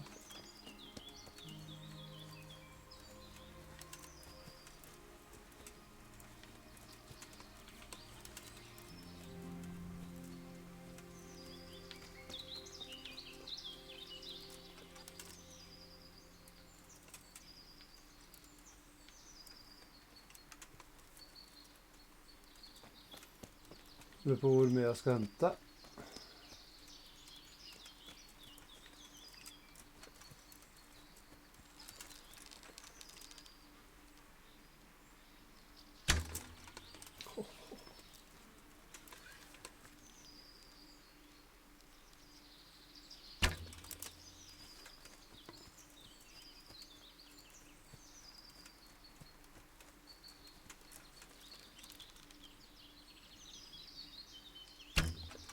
Ja.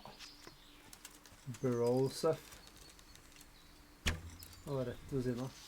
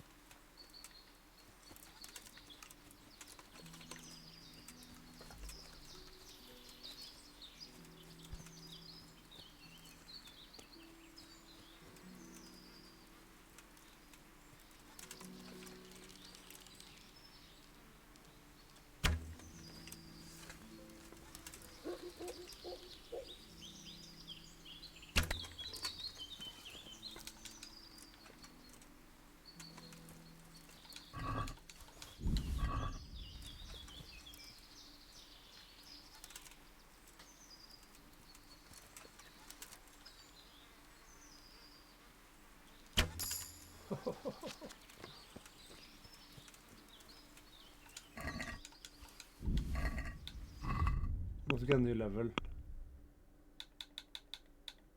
Fortsatt ikke noe points.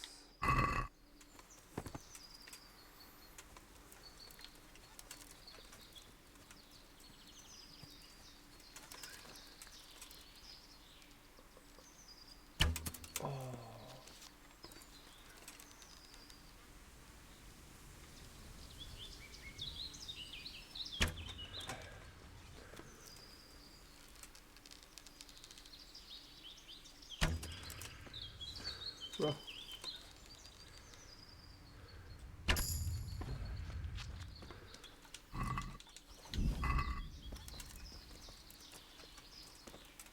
Så vanskelig å finne en pil nå, vet du.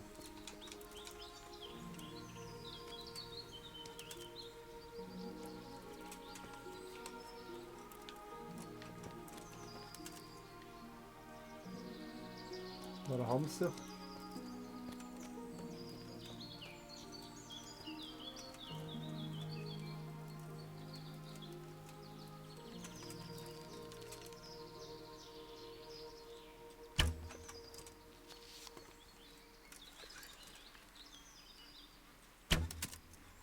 Kom igjen. Hei.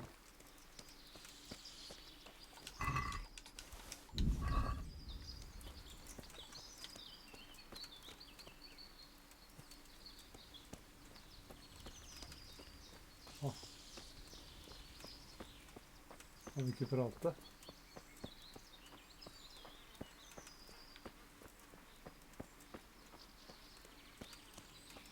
Jeg får ikke løpt, for det har så mye hair meat på meg.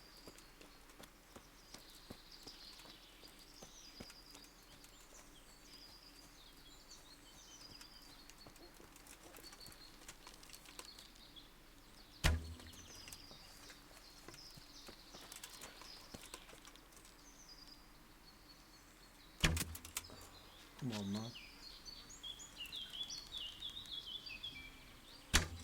Ja. Det er så...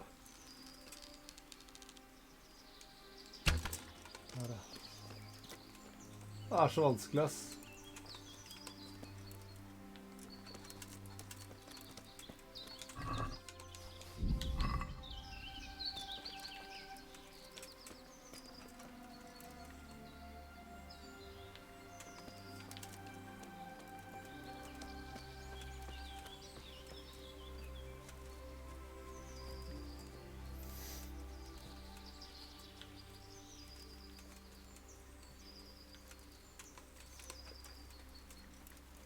Der har vi en rett foran nesa på.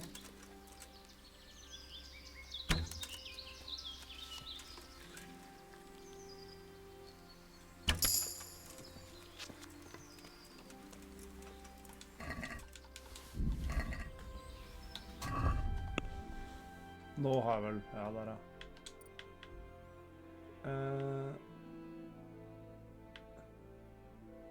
Able to get offal.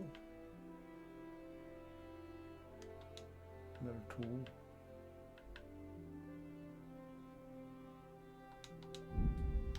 Antlers da.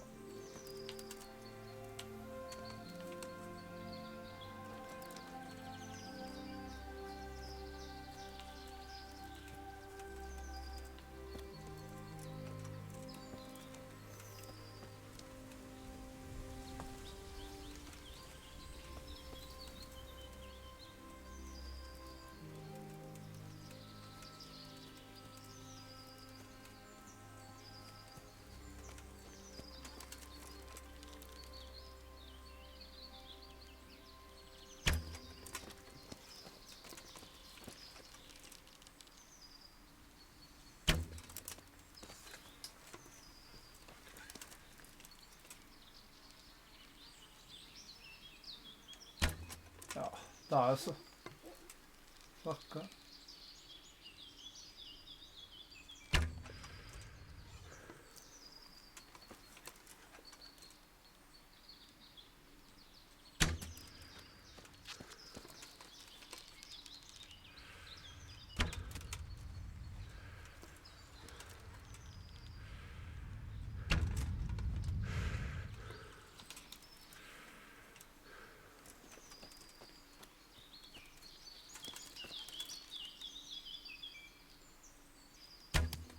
Det er så close.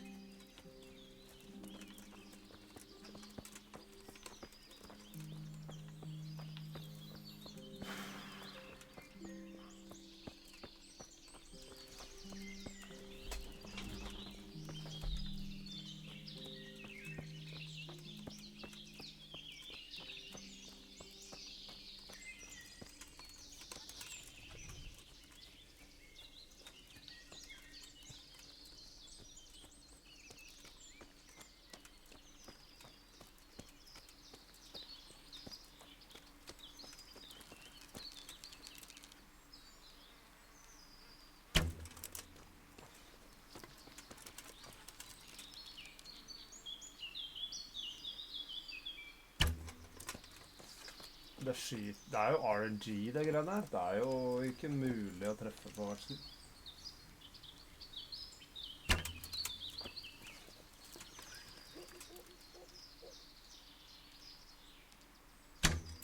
Så skyter jo så langt til venstre. Hva?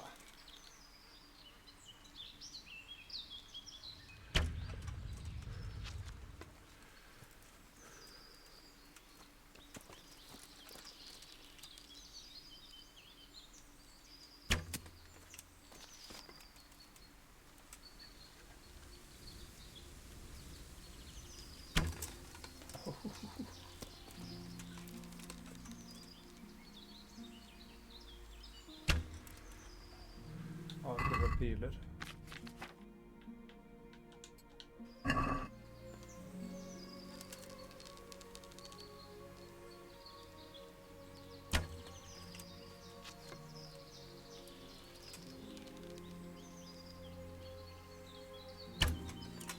Oi.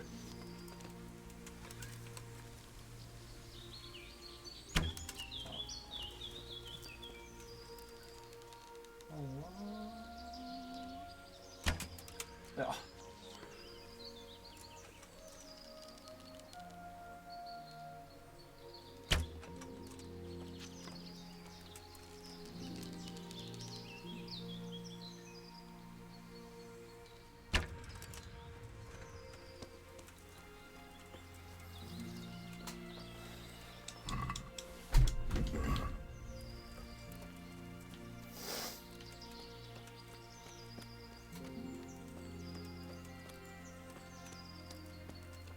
en død hare der?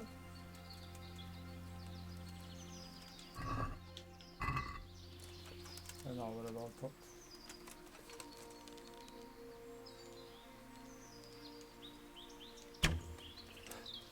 Herregud.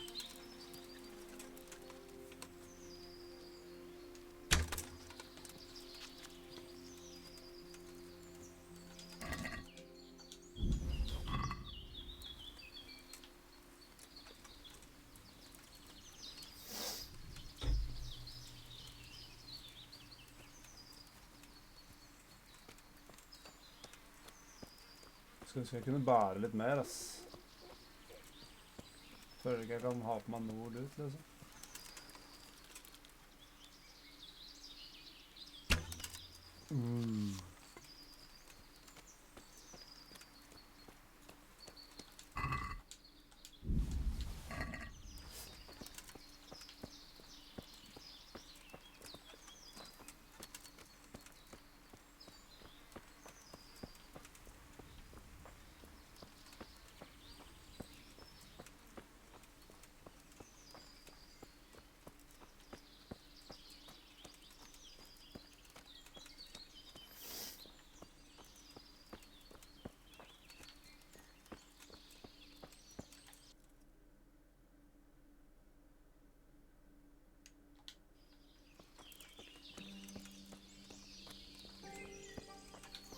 Er egentlig noe... Det liksom bare disse tingene her. Nei, det.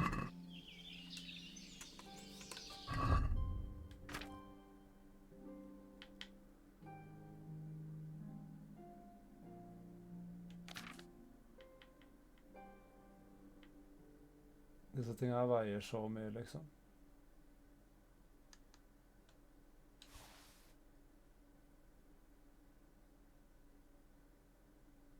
Weight 10. Ikke så mye defense, egentlig.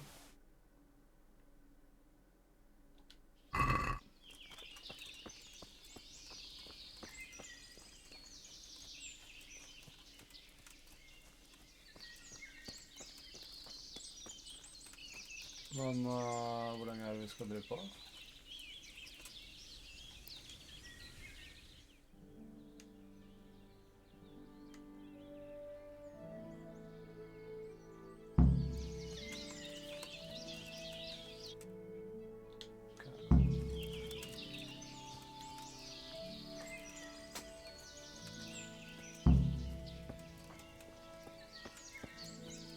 Jeg tror jeg vinner den her, ass. Skjøt jo over 10 stykk. Med haren mitt der jeg har, egentlig. Det står ikke hvor mye jeg har. Jo, der. 168 og 53, liksom.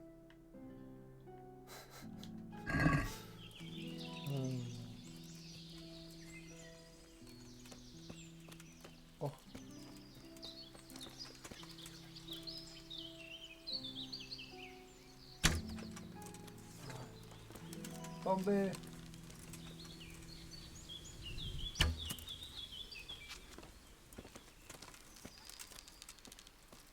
Og jeg har treffende her.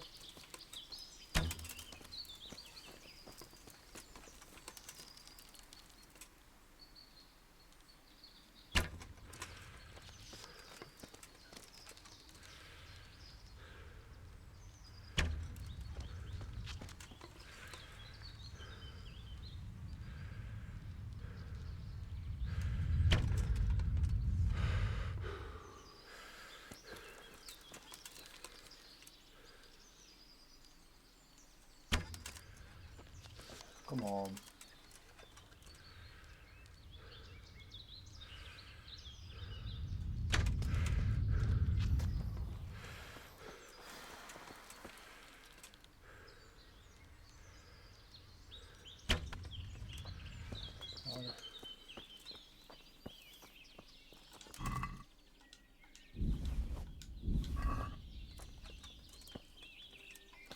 Nå drar jeg mye på meg her, ass.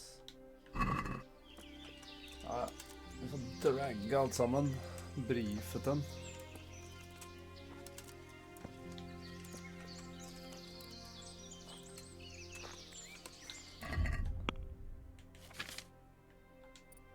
Strength.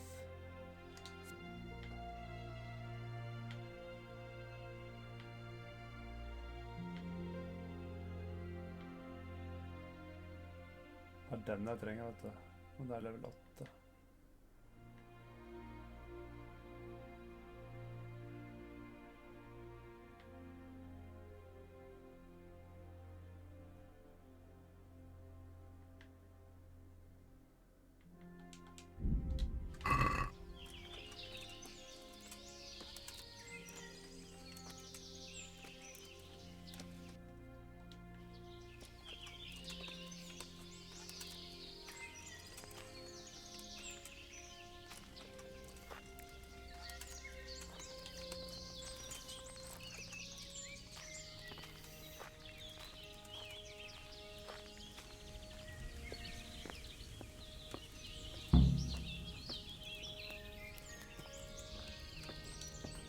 How did the hunt go for you, sir?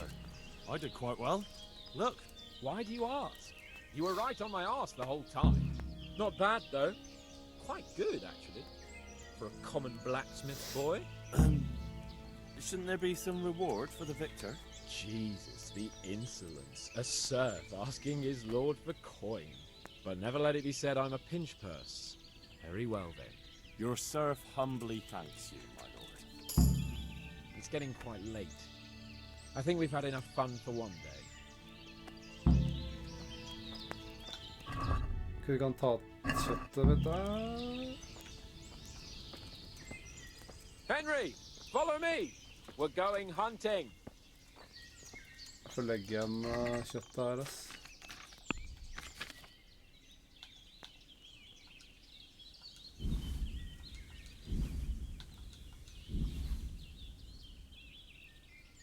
Eller jeg kan jo ta noe av det, da. Faen så mye du har på etterrenstyr.